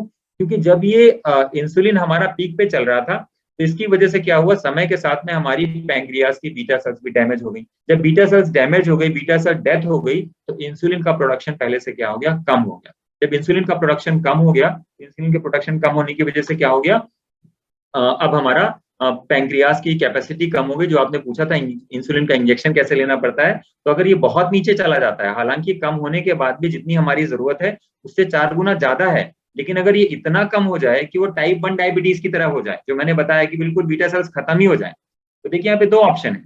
ऑप्शन ये है कि जितनी हमारे पैंक्रियाज की जरूरत है उससे तो 4 गुना ज्यादा बना ही रहा है, भले 10 गुना ज्यादा नहीं बना रहा है, 4 गुना ज्यादा तो बना ही रहा है। तो हम अपने बॉडी की इंसुलिन रेजिस्टेंस को अगर कम कर लें तो हम टाइप 2 डायबिटीज को अपने आप खत्म कर लेंगे। सिंपल सा कॉन्सेप्ट है, इस ये समझना कितना आसान है। मैंने आपको बोला था ना, बहुत सारी चीजें हैं जो आपको ऑलरेडी पता है। तो देखिए यहाँ पे मैंने जो ये ग्राफ बनाया उसमें सबसे पहले साइड में क्या है, इंसुलिन तो बढ़ा है लेकिन शुगर नॉर्मल है। और जो राइट साइड का कर्व है उसी को हम कहते हैं इंसुलिन रेजिस्टेंस। जो राइट साइड वाला ग्राफ का पार्ट है उसमें इंसुलिन तो बढ़ा ही है लेकिन अब शुगर भी बढ़ गया, उसको हम कहते हैं टाइप 2 डायबिटीज। तो जो आपके राइट साइड में दिखाई दे रहा है जिसमें आपको टाइप 2 डायबिटीज दिखाई दे रहा है, वो है वो लोग जो टाइप 2 डायबिटिक हैं। और जो लेफ्ट साइड का आपको दिखाई दे रहा है ऑरेंज कलर में, ये वो लोग हैं जो प्री डायबिटिक, क्योंकि they are monitoring their sugar. हम टेस्ट कराते हैं तो हम कभी इंसुलिन का टेस्ट कराते हैं, इंसुलिन का टेस्ट, कि भाई मैं चेक करूं कि मेरी बॉडी का इंसुलिन कितना होना चाहिए और कितना हो रहा है। तो आई होप आपको समझ में आया होगा। अगर आप लोगों को ये कॉन्सेप्ट अच्छा लगा हो तो please write down your feedback, right, कि आपको ये कॉन्सेप्ट अच्छा लगा। एनीवेज आगे बढ़ते हैं हम। तो देखिए ये जो मैंने आपके सामने डायग्राम बनाया है, ये बिल्कुल हमारे बॉडी में सेल्स कैसे होती है। देखिए कोई प्रॉपर डायग्राम नहीं है, मैंने समझ के बनाया है कि मैं कैसे आपको दिखा सकूं कि एक्चुअली बॉडी में हो क्या रहा है। देखिए जो आपके लेफ्ट साइड में दिखाई दे रहा है, जो पूरे आपके जो ये हेक्सागोनल आपको बॉक्सेस दिखाई दे रहे हैं, ये हेक्सागोनल बॉक्सेस हैं जब हमारे बॉडी में कोई भी डैमेज नहीं है, सारी सेल्स एकदम बढ़िया है, राइट, यहीं पे किसी तरह की कोई प्रॉब्लम नहीं है। जो राइट साइड वाला आपको दिखाई दे रहा है, इसमें जो सेल्स के चारों तरफ एक मेम्ब्रेन बनी हुई है। ये मेम्ब्रेन का कॉन्सेप्ट थोड़ा मैं यहाँ पे समझा दूं। बेसिकली होता क्या है कि over a period of time, समय के साथ में क्या होता है कि हमारी बॉडी के ये जो मेम्ब्रेन्स होती हैं, because of insulin resistance, because of internal inflammation, हमारी जो रिसेप्टर है ना, ये रिसेप्टर भी डैमेज होते जाते हैं। इंसुलिन का लेवल तो बढ़ता ही है, अब इंसुलिन का लेवल बढ़ने के पीछे रीजन क्या होता है, इंसुलिन रेजिस्टेंस क्यों डेवलप होता है, मैं उसकी बात करूँ। ये जो रिसेप्टर है यहाँ पे क्या होता है, ये डैमेज होते जाते हैं। इसमें क्या होता है कि फैट्स कई बार डिपॉजिट हो जाता है, तो ये फैट्स क्या है, ये रिसेप्टर के बीच में जाकर के उस रिसेप्टर को ब्लॉक कर देता है। जब ये रिसेप्टर ब्लॉक हो जाते हैं तो ऑब्वियसली उस रिसेप्टर के ब्लॉक होने के हुई तो हम इंसुलिन रेजिस्टेंस कहते हैं। तो क्या होता है कि ये सारे के सारे बॉडी की जितनी भी हमारे सेल्स के चारों तरफ मेम्ब्रेन है, उसमें क्या हो जाती है, स्वेलिंग आ जाती है, उसमें थोड़ी सी स्वेलिंग आ जाती है। और स्वेलिंग आने की वजह से क्या होता है, वो रिसेप्टर भी पहले की तरह काम नहीं करती, जो कि एक बहुत ही मेजर रीजन होता है इंसुलिन रेजिस्टेंस का। तो 2 मेजर रीजन है, एक तो रिसेप्टर्स का ब्लॉक होना, और दूसरा रीजन क्या है, मैंने बताया था सेल्स अपने चारों तरफ एक मेम्ब्रेन बना लेती हैं, प्रोटेक्टिव मेम्ब्रेन, जो कि इंसुलिन से बचाने के लिए। अब देखिए यहाँ पे रिसेप्टर्स हर सेल के हर सेल्स के हर जगह पे प्रेजेंट है। अब क्या होता है, इन्फ्लामेशन की वजह से क्या होता है, जो मैंने अभी आपको एक्सप्लेन किया, डैमेज करने लगता है वो हमारी सेल्स को। अब ये देखिए पहले तो ये कुछ इस तरह होगा, उसके बाद ये इस तरह हो जाएगा, मतलब हमारे रिसेप्टर बुरी तरह डैमेज हो गए, बहुत ज्यादा डैमेज हो गए। अब सेल मेम्ब्रेन्स और रिसेप्टर ये दोनों डैमेज हो जाते हैं। अब हमारे बॉडी में लगभग लगभग ये मान के चलिए कि ये शायद मैंने गलत फिगर लिख दिया, हमारे बॉडी में करीब 80 ट्रिलियन सेल्स होती हैं, मैंने 37.2 मेंशन कर दिया, सॉरी फॉर दैट, राइट। इसके बाद हर सेल पे 5 से 10,000 रिसेप्टर होते हैं, मैंने पहले भी बताया। अब सेल्स के डैमेज होने की वजह से और इंसुलिन के बढ़े होने की वजह से हमारे बॉडी में इंसुलिन का रेजिस्टेंस डेवलप हो गया। अब इंसुलिन रेजिस्टेंस की वजह से हमारी बॉडी जरूरत से कई गुना ज्यादा इंसुलिन बनाने लगती है, और कुछ समय के बाद क्या होता है, यही बढ़ा हुआ इंसुलिन का लेवल और इंसुलिन रेजिस्टेंस बाद में हमको शुगर का या डायबिटीज का पेशेंट बना देता है। तो जिस दिन हम डायबिटिक होते हैं, कहानी तो उसके 15 साल पहले ही शुरू हो जाती है, आपको समझ आ गया हो, राइट। तो हमारे बॉडी में अभी मैं आगे बहुत सारी चीजें और भी कवर करूंगा।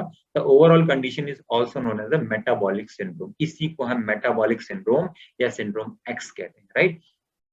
अब सोचिए नेक्स्ट क्या होगा, कुछ नहीं होता, शुगर बढ़ गया, डॉक्टर के पास जाओ, चेक कराओ HbA1c, फास्टिंग एंड पीपी, दवाई लेना चालू करो, शुगर कंट्रोल में आ गई, अब कुछ हो जाए, बस सब सही है। तो आप खुद सोचिए कि कितना बड़ा इंफॉर्मेशन गैप है, कि लोगों की प्रॉब्लम क्या है ना। Is it must to check insulin level, what check should, will talk about it. मैं सारी चीजें कवर करूंगा, आप लोग अपने क्वेश्चंस लिखे रहने दीजिए, मैं सारे क्वेश्चंस लास्ट में दूंगा, तो आपको समझ आ गया होगा।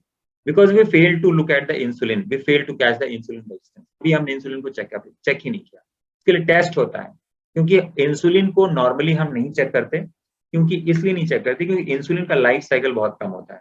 क्योंकि वो पेंक्रियाज में बनता है और बनने के कुछ ही दूरी में, कुछ ही समय में क्या होता है, जैसे ही वो सेल्स में जाएगा और सेल्स में जाने के बाद क्या होगा, शुगर को मेटाबोलाइज कर लेगा, उसका लेवल कम हो जाएगा।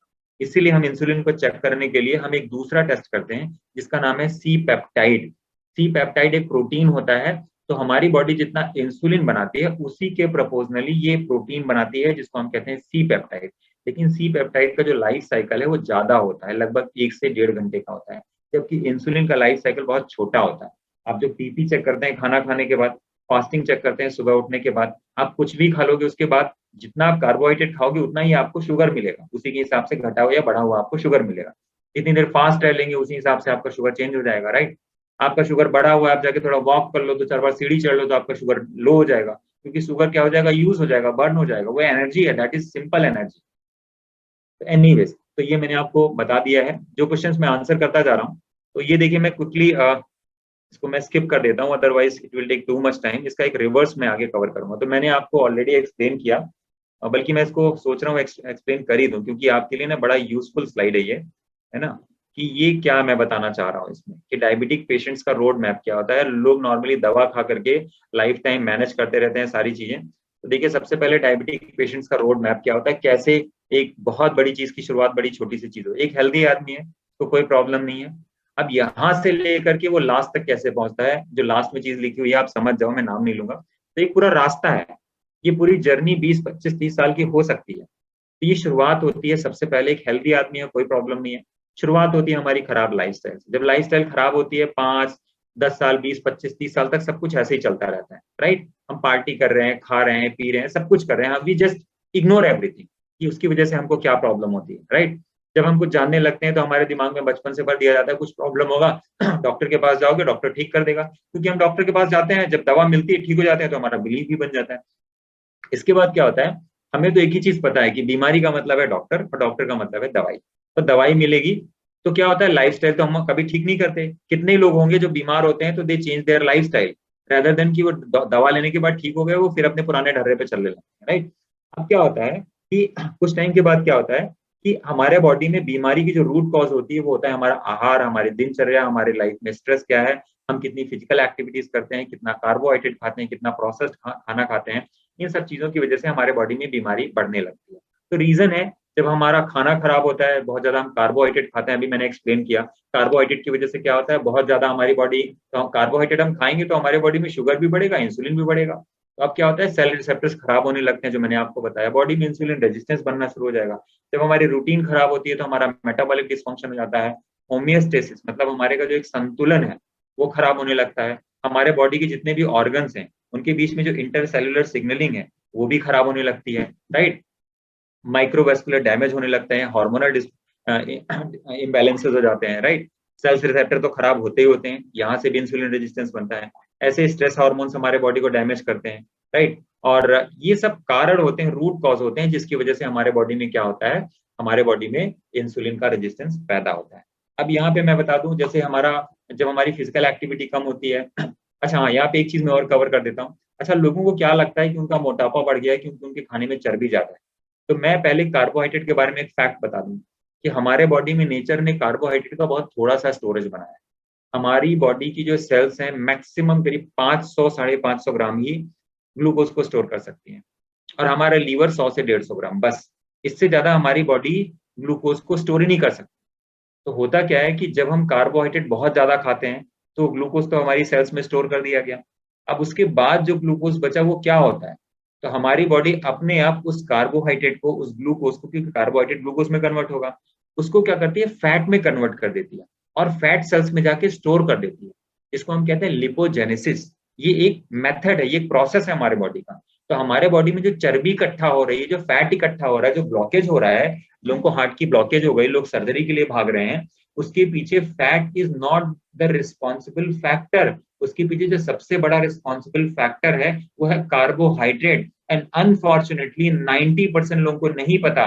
शायद इस ग्रुप में कुछ लोग होंगे, अगर 60-65 लोग जुड़े हुए हैं तो मैं कह सकता हूँ कि 5-6 लोग ऐसे होंगे जिन्हें पता होगा कि fat is not that much responsible, carbohydrate is more responsible. जो हम सिंपल कार्बोहाइड्रेट खाते हैं जो कॉम्प्लेक्स फॉर्म में नहीं है, वो जिम्मेदार है मोटापे के लिए, वो जिम्मेदार है कैंसर के लिए। और लोगों को क्या लगता है कि अगर वो कोई चीज ऑयल के बिना खा रहे हैं, सबको लगता है कि oil is the dangerous thing. अब इसके बारे में मैं डिस्कस नहीं करूंगा, अदरवाइज डिस्कशन एक दूसरे डायरेक्शन में चला जाएगा। तो मैं ये बता रहा था कि ये बीमारी की वजह होती है। अब क्या होगा, जब हमारे बॉडी में इंसुलिन का रेजिस्टेंस बढ़ जाएगा तो शुरुआती हमको क्या सिम्टम्स आएंगे, शुरुआती सिम्टम्स आएंगे थकान होगी, बार बार यूरिनेशन होगा, वेट लॉस हो सकता है या कई बार वेट गेन हो जाए, बार बार प्यास लगेगी। इसके बाद क्या होता है, जब कुछ हफ्तों तक सिम्टम्स बने रहते हैं तो हम डॉक्टर के पास जाते हैं, सारे टेस्ट होते हैं, lipid profile, LFT, KFT, CBC, sugar, सब कुछ टेस्ट होते हैं। और क्या होता है, जब हम डायबिटिक होते हैं तो हमको क्या एडवाइस मिलती है, बस एक गोली मेटफॉर्मिन की खाओ। अब क्या होता है, जैसे ही हम दवाई खाते हैं सारी तकलीफें गायब, क्योंकि शुगर हमारा कंट्रोल में आ गया। जैसे ही हम सब कुछ नॉर्मल हो जाता है, कुछ साल तक तो चलता रहता है, कोई प्रॉब्लम नहीं होती, हम दवा खाते हैं, हमारा शुगर कंट्रोल में होता है। अगर कोई इस तरह का ट्रेनिंग प्रोग्राम आ गया, वेबिनार आ गया, तो लोग क्या बोलते हैं, अरे मेरा शुगर कंट्रोल में तो है, क्योंकि उन्हें आगे की चीजें नहीं पता होती, उन्हें बस ये दिखता है कि मेरा शुगर कंट्रोल में है, because people don't know about insulin resistance, right. इंसान बड़ा खुश। अब क्या होता है, साल दर साल ये दवाई चलती रहती है, कभी कोई विजिट हुई तो कभी कोई दवाई बढ़ गई, क्योंकि कोई सीरियस कॉम्प्लिकेशन नहीं होती कि कैंसर हो गया, किडनी फेल हो गई, हार्ट अटैक हो गया, तो इंसान क्या सोचता है, चलो सब ठीक ही चल रहा है, राइट। लेकिन अब क्या होता है, इंसुलिन रेजिस्टेंस के कारण और ये जो मेटाबॉलिक डिसऑर्डर है, उसकी वजह से धीरे धीरे हमारे बॉडी में ब्लॉकेज ग्रो करनी शुरू करती है, हमारी एथेरोस्क्लेरोसिस जिसको कहते हैं, किडनीज फेल होनी शुरू हो जाती है, लीवर डिस्फंक्शन शुरू हो जाता है, राइट, ब्रेन स्ट्रोक की प्रॉब्लम हो जाती है, रेटिनोपैथी, ये सब प्रॉब्लम्स हमें समय के साथ बढ़ती जाती है, राइट। और हमारे सारे ऑर्गन धीरे धीरे डैमेज होते जाते हैं। अब क्या होता है, जब कुछ सालों के बाद कोई मेजर कॉम्प्लिकेशन होती है, किसी की किडनी फेल हो गई, किसी को कैंसर हो गया, किसी को हार्ट अटैक हो गया, ब्लॉकेज हो गया, तब इंसान अपना मत्था पकड़ के बैठता है कि भाई अब क्या करें, अभी तक तो दवाई खा के सब काम चला रहे थे, अब क्या करें। अब क्या होता है कि कुछ सालों में शुगर का लेवल जो है, शुगर के अलावा BP, cholesterol, thyroid, heart disease, cancer, what जो आप जिस भी मेटाबॉलिक सिंड्रोम का नाम ले लीजिए, अब क्या होगा, तब इंसान परेशान होता है। लेकिन ये सब एक दिन में नहीं होता, ये सब 10, 20, 30 साल लग जाते हैं इसको होते होते। अब जिस चीज के लिए जिंदगी भर डॉक्टर के पास आदमी एडवाइस लेता रहता है, सब कुछ करता है, इतने पैसे खर्च करता है, राइट, और हमेशा पेशेंट को क्या होते हैं, जांचें होती हैं और दवा मिलती है, कभी ये तो नहीं बताया जाता कि आप इंसुलिन रेजिस्टेंस को कैसे कम करो। अब जब इंसान मल्टी ऑर्गन फेलियर में चला जाता है, किडनी फेल हो जाती है, लीवर फेल हो जाता है, रेस्पिरेटरी सिस्टम फेल हो जाता है, पैंक्रेटिक फेलियर शुरू हो जाता है, जो भी आपने पैंक्रेटाइटिस का नाम लिया था, वो भी एक लॉन्ग स्टेज प्रोसेस है, राइट। अब क्या होता है, इसके बाद भी इंसान अस्पताल के चक्कर लगाता है कि कोई डॉक्टर मिल जाए। अरे सारे डॉक्टर, सारा जो मेडिकल एजुकेशन है, हालांकि मैं इस बारे में थोड़ा सा डिफर करूंगा, अब के टाइम पे ऐसे बहुत सारे डॉक्टर हैं जो अपने आप को एक्सप्लोर कर रहे हैं लाइफस्टाइल डिजीज के मामले में, and they educate the people. तो हम सारे डॉक्टरों की बात नहीं कर रहे हैं, but most of the doctor, जो बड़े बड़े हॉस्पिटल्स बने हुए हैं जहाँ पे सारी चीजें हो रही हैं, तो कन्वेंशनली यही चीज होती है।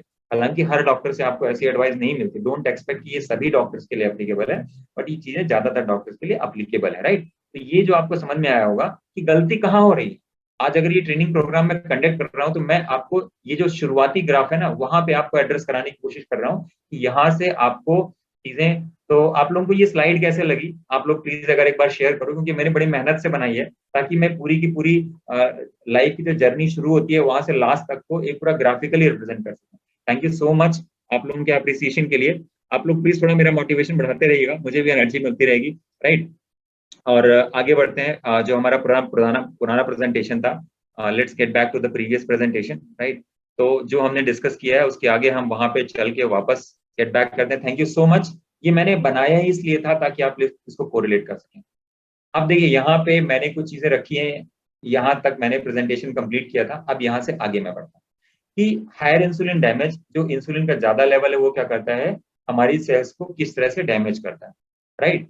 एक तो इंसुलिन रेजिस्टेंस हो गया, सेल्स की वजह से क्या होता है, हाँ एक फैक्टर मैंने कवर नहीं किया था, मैं आपको यहाँ पे बता देता हूँ कि जब हमारी बॉडी में इंसुलिन लेवल बढ़ा रहता है ना, तो हमारे बॉडी की जो सेल्स है ना, क्योंकि वो जो इंसुलिन है बार बार जाकर के इंसुलिन रिसेप्टर से अटैच होता है और वो कोशिश करता है कि वो अपना फंक्शन करे।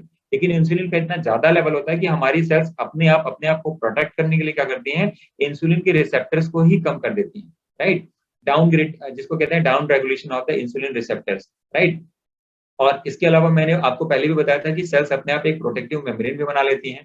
इसके अलावा क्या होता है, activation of insulin degrading enzyme, जो मैंने आपको थर्ड पॉइंट लिखा हुआ है, ये इंसुलिन डिग्रेडिंग एंजाइम क्या हो जाता है, ताकि सेल्स अपने आप इंसुलिन के लिए कम रिस्पॉन्ड करें। तो आपको समझ आया होगा कि सारा प्रॉब्लम केवल इंसुलिन के एक्शन का है, जिसकी वजह से डायबिटीज है, राइट। आगे बढ़ते हैं। अब देखिए यहाँ पे मैं चेक करता हूँ, insulin resistance is a major cause of several disease, कई सारे मैंने पॉइंट्स लिखे हुए हैं। हालांकि और भी बहुत सारी बीमारियां हैं, पर यहाँ पे मैंने कुछ मेजर चीजें लिखी हुई हैं। तो चाहे टाइप 2 डायबिटीज हो, कारण क्या है? Insulin resistance. मोटापे का 110% कारण केवल और केवल इंसुलिन रेजिस्टेंस है। क्योंकि जब बॉडी ज्यादा इंसुलिन पर रन करती है, क्विकली मैं बता देता हूँ, हमारी बॉडी अपने आप एक सेट वेट पैरामीटर कैलकुलेट करती है। मतलब हमारी बॉडी खुद डिसाइड करती है कि हमारा वेट कितना रखना है। और एक बहुत बड़ी थ्योरी है जो कि 100% गलत है, और मैं आज इस पे कवर नहीं करूंगा। लोगों को लगता है कि मैं ज्यादा खाऊंगा तो मोटा हो जाऊंगा, मैं कम खाऊंगा तो पतला हो जाऊंगा। ये दुनिया का सबसे बड़ा मिथ है। ऐसा नहीं होता। हमारी बॉडी में आप ऐसा सोचिए ना कि हम ज्यादा कमाएंगे तो पैसे इकट्ठे हो जाएंगे, कम कमाएंगे तो मैं गरीब रहूंगा। इसका दूसरा एग्जाम्पल ये है, आप ऐसे सोचिए ना, आप ज्यादा कमाएंगे तो ज्यादा खर्चा भी तो करेंगे, कम कमाएंगे तो कम खर्च करेंगे। तो आपकी सेविंग इस चीज पे डिपेंड नहीं कर रही कि आप कितना कमा रहे हैं, इस चीज पे डिपेंड करी कि आप कितना खर्च कर रहे हैं।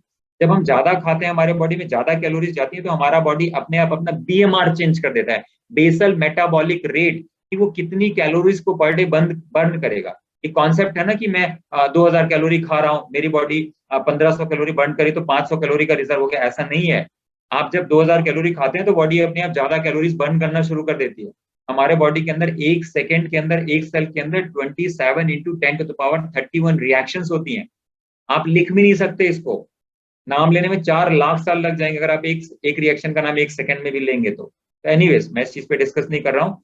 तो वेट हमारा बढ़ने का जो प्राइमरी रीजन है वो है केवल बॉडी में इंसुलिन का रेजिस्टेंस डेवलप होना। 84% जो पेशेंट होते हैं डायबिटीज के, उनका जो रीजन है आप देखेंगे, दे आर ओबेसिटी। तो अगर किसी को ऑलरेडी मोटापा है, अगर आपका बीएमआई अगर हायर साइड में जा रहा है, 23 के ऊपर जा रहा है, वैसे 25 तक नॉर्मल होता है, बट अगर 23 के ऊपर जा रहा है, it means your body is developing insulin resistance. और रेजिस्टेंस डेवलप हो रहा है, इसका मतलब ये सब जो चीजें लिखी हैं वो भी आपकी बॉडी में डेवलप हो रही हैं। जैसे कि मेटाबॉलिक सिंड्रोम, मेटाबॉलिक सिंड्रोम में जैसे आपको थायराइड हो गया, बीपी हो गया, हाइपरलिपिडेमिया हो गया, राइट, आपका ट्राइग्लिसराइड लेवल बढ़ा हुआ है, शुगर का लेवल बढ़ा हुआ है, राइट, फैट डिपॉजिट हो गया। तो इंसुलिन रेजिस्टेंस की बढ़ने की वजह से मैंने आपको बताया था ना, कार्बोहाइड्रेट को बॉडी फैट में डिपॉजिट करके फैट सेल्स में स्टोर कर देती है, फैट सेल्स में स्टोर कर देती है। इसके अलावा कार्डियोवास्कुलर डिजीज जो हार्ट की बीमारी है, राइट, जो नॉन अल्कोहलिक फैटी लिवर की, आज की डेट में आप देखो तो 10 में से आपको हो सकता है 6-7 लोग मिल जाएंगे जिनका non alcoholic fatty liver grade 1 में आपको मिल जाएगा। वुमेन्स में जो प्रॉब्लम होती है, polycystic ovary syndrome, obesity, cancer, बहुत सारी बीमारियां, मैंने केवल एक स्लाइड में जितना है उतना लिख दिया। I hope you understand. Anyways, अब देखिए मैं यहाँ पे बात कर रहा हूँ 99% जो पेशेंट हैं, सॉरी ये गलत लिख दिया, 95 लिखना था, गलती से मैंने 99 लिख दिया। 95% के करीब जो पेशेंट हैं, they are the patient of type 2 diabetes. मतलब इनडायरेक्टली मैं बात करूं तो वो क्या है, टाइप 2 डायबिटिक पेशेंट मतलब उनकी बॉडी में इंसुलिन का रेजिस्टेंस डेवलप हो गया। पैंक्रियाज उनका बिल्कुल बढ़िया काम कर रहा है, फर्स्ट क्लास काम कर रहा है, जरूरत से ज्यादा काम कर रहा है। समझ आई होगी आपको। अब यहाँ पे एक बार आपका नॉलेज टेस्ट करते हैं, जितना मैंने अभी बताया, जितना आपको पता है उनके बेसिस पे। कुछ चीजों में डायबिटीज ठीक नहीं हो सकता, रिवर्स नहीं किया जा सकता, आई डोंट नो, मैं देखते हैं इसका क्या आंसर है। Diabetes, enough insulin is not made by body. बहुत लोगों को ये लगता है कि जब डायबिटीज हो गया तो मेरी बॉडी इंसुलिन कम बना रही है। Eating more fruits is bad for diabetes. Fats are bad for health. Controlling sugar level with medicine will save from heart disease, kidney disease and other complications. अब आप अपने अंदर ढूंढिए कि आपको क्या आंसर मिल रहा है। अभी मैं आंसर नहीं बता रहा हूँ, आप अपने अंदर चेक कीजिए कि इसका जवाब आपको क्या मिल रहा है। Higher sugar level is dangerous than low sugar level. आपको क्या आंसर मिल रहा है, फिर मैं आगे इसको क्लियर करूंगा। Is it necessary to take medications to control the sugar level? Eating sweets cause diabetes. Milk is good for the health, बहुत लोगों को लगता है। Sugar products are healthy, sugar free products लिखना चाहिए था, शुगर मैंने लिख दिया। Diabetic patient should not keep fast, fasting नहीं रहना चाहिए उनको। Stress is nothing to take care with the diabetes. मैं आगे इसको कवर करूँ। अब देखिए कुछ चीजों में मैंने लिखा हुआ है क्वेश्चन मार्क, कुछ चीजों में मैंने लिखा है रॉन्ग। अभी देखिए आपने अपनी आंखों से देखा नहीं कि डायबिटीज रिवर्स हो सकता है, इसलिए मैंने क्वेश्चन मार्क लिख दिया। इसके बाद डायबिटीज में हमारी बॉडी पर्याप्त इंसुलिन नहीं बनाती, ये पूरी तरह से गलत है। अभी मैंने आपको बताया, आप इसको, ये सब जानकारी इंटरनेट पे भी आपको आसानी से मिल जाएगी, कोई ऐसी चीज नहीं है जो बहुत ही रेयर हो, right, but we expect everything to come through a doctor, तो यहाँ पे वो चीज नहीं है। Eating more fruits is bad for the diabetes, ये भी पूरी तरह से गलत है, अभी कवर करूंगा मैं। Fats are bad for the health, मैंने क्वेश्चन मार्क लगा दिया है। आप फैट खाएंगे तो your body will not need the insulin. आपकी बॉडी, आप प्रोटीन खाएंगे, फैट खाएंगे, फैट मतलब हेल्दी फैट, ना कि प्रोसेस्ड फैट। हेल्दी फैट जो नेचर ने जैसा जिस फॉर्म में बनाया, बादाम खाओ, अखरोट खाओ, इस तरह की चीजें खा रहे हो, या होल ग्रेन्स खाओ, या जो लोग नेचुरल फॉर्म में देखा होगा, लोग सैलेड में ऑलिव ऑयल डाल लेते हैं, तो क्या वो ऑयल खराब होता है? जब ऑयल को गर्म करते हैं तो ऑक्सीडाइज होना शुरू हो जाता है, जब ऑक्सीडाइज होता है तब जाके हमारे बॉडी में वो फ्री रेडिकल्स पैदा करता है। तो ये सब चीजें मैंने यहाँ पे कवर करी हुई हैं। Controlling sugar level with medications will save from the heart attack, absolutely wrong. आप कुछ साल के लिए इसको आगे प्रोक्रेस्टिनेट कर सकते हो, टाल सकते हो, बट इसको अवॉइड नहीं कर सकते। कितने ही ऐसे लोग हैं, द बेस्ट एग्जांपल इज अभी क्या नाम था, Satish Kaushik. He was a diabetic, he was a hypertensive, और 2018 में उसने करीब 50 डेज के लिए he was a completely vegan, followed lifestyle very good, बहुत अच्छे से किया, और उसके बाद से ही वॉज एब्सोल्युटली ऑलराइट। लेकिन वो अपने पुराने लाइफस्टाइल पे वापस चला गया। अब आप खुद ही सोचिए, इतने सारे सेलिब्रिटीज के इतने सारे वीडियोज आते हैं, उनके केसेस होते हैं, हम देखते रहते हैं, क्या वो अपने डॉक्टर से एडवाइस नहीं लेते रहते होंगे? राजू श्रीवास्तव को 11 साल में 12 स्टंट लगा दिए, क्या वो लोगों को पता नहीं है क्या?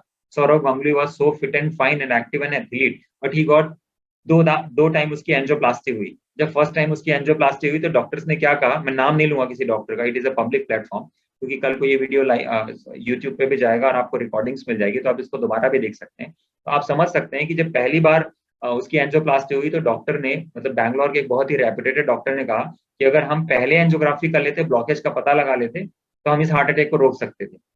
फिर 27 दिन बाद सौरभ गांगुली को दोबारा हार्ट अटैक आ जाता। आपको समझ आ रहा होगा कि ये केवल एक पब्लिसिटी स्टंट है या रियलिटी है। अगर वो सिखाया जाता है कि आपका लाइफस्टाइल कैसा होना चाहिए, एंड वेरी सैड टू से, लोगों को लगता है कि उन्हें पता है कि क्या करना चाहिए, क्या खाना चाहिए, but unfortunately more than 99% people don't know कि क्या खाना चाहिए, कैसे खाना चाहिए, आपकी रूटीन कैसी होनी चाहिए। यही सीखते सीखते मुझे 13 साल लग गए। आज मैं लोगों को बताता हूँ तो लोगों को चेस्ट पेन होता है तो बिना किसी मेडिकेशन से 2 से 3 दिन में उनका चेस्ट पेन अपने आप कंट्रोल हो जाता है, without any external thing. Anyways, तो ये सब चीजें मैंने आपको कवर की। Higher sugar level is dangerous and low sugar level absolutely wrong. Sugar का लेना देना 10-20% है, लेकिन उससे ज्यादा रिस्पॉन्सिबल है आपका insulin. Eating sweets cause diabetes, आपको समझ आ गया होगा, स्वीट्स की वजह से डायबिटीज नहीं होता, इंसुलिन के लेवल के बढ़ने की वजह से डायबिटीज होता है। Milk is good for the health, आगे कवर करेंगे। Sugar free products are healthy, absolutely wrong, आगे कवर करेंगे। Diabetic patient should not keep fast, fasting की वजह से हम अपने इंसुलिन रेजिस्टेंस को रिवर्स करते हैं। मैं आज आपको बता रहा हूँ, जितने लोग भी डायबिटिक हैं, अगर आप रूल बना लें कि मैं हर दिन 13 घंटे 14 घंटे की फास्टिंग रखूंगा, आप आज से अपने डायबिटीज को रिवर्स करना शुरू करें, फ्रॉम टुडे इटसेल्फ। दूसरी चीज, आप कार्बोहाइड्रेट खाना कम कर दीजिए। चावल गेहूं जो सिंपल कार्बोहाइड्रेट है, पोहा है, सूजी है, चावल है, गेहूं है, चावल गेहूं की जगह आप मिलेट्स यूज कीजिए। चावल की जगह मिलेट्स यूज कीजिए, मिलेट्स की खिचड़ी बनाइए, मिलेट्स का पुलाव बनाइए। गेहूं की जगह आप बाजरा की रोटी यूज कीजिए, रागी की रोटी यूज कीजिए, ज्वार की रोटी यूज कीजिए। और जो आप ब्रेकफास्ट बना रहे हैं, जो अपना खाने की चीजें बना रहे हैं, वो दालों की आइटम बनाइए। आपको इंसुलिन की जरूरत ही नहीं होगी। जब आपके बॉडी में आपका सी पेप्टाइड लेवल अगर आज की डेट में 5 भी होगा ना, अगर आप इस रूटीन को फॉलो कर लो कि just say no to carbohydrate, 1 महीने के अंदर आपका पेप्टाइड लेवल 0.1 पे आ जाएगा, 5 से 1। आप, आई होप आप समझ सकते हो, डायबिटीज को रिवर्स करना is very simple understanding, cut down carbohydrate from your diet, that's it. चावल खाना भी है, किसी को बहुत शौक है, पानी निकाल के खाओ, जो उसका स्टार्च है आप निकाल दोगे, क्योंकि जितना कार्बोहाइड्रेट होगा उतना ज्यादा बॉडी इंसुलिन बनाएगा, उतना ज्यादा इंसुलिन बनेगा, उतना ज्यादा इंसुलिन रेजिस्टेंस डेवलप होगा। लो कार्बोहाइड्रेट पे बॉडी जाएगी तो क्या होगा, बॉडी अपने आप जब लो कार्बोहाइड्रेट पे रन करेगी तो कम इंसुलिन की जरूरत पड़ेगी, तो धीरे धीरे जब इंसुलिन कम रहेगा तो बॉडी अपने आप इंसुलिन रेजिस्टेंस को ब्रेक डाउन करना शुरू करेगी। तो जैसे इंसुलिन की वजह से रेजिस्टेंस बढ़ा है, वैसे कम की वजह से घटने भी लगेगा। स्ट्रेस के बारे में भी आगे बात करेंगे।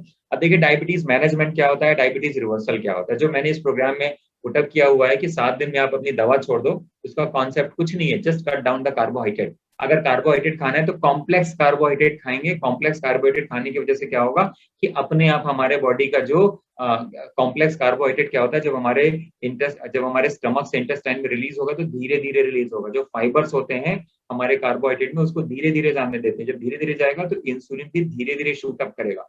जो ऑलरेडी पहले हमारे बॉडी में इंसुलिन है, वही इंसुलिन उस ग्लूकोज को अपने आप क्या करेगी, सेल्स में स्टोर करा देगी।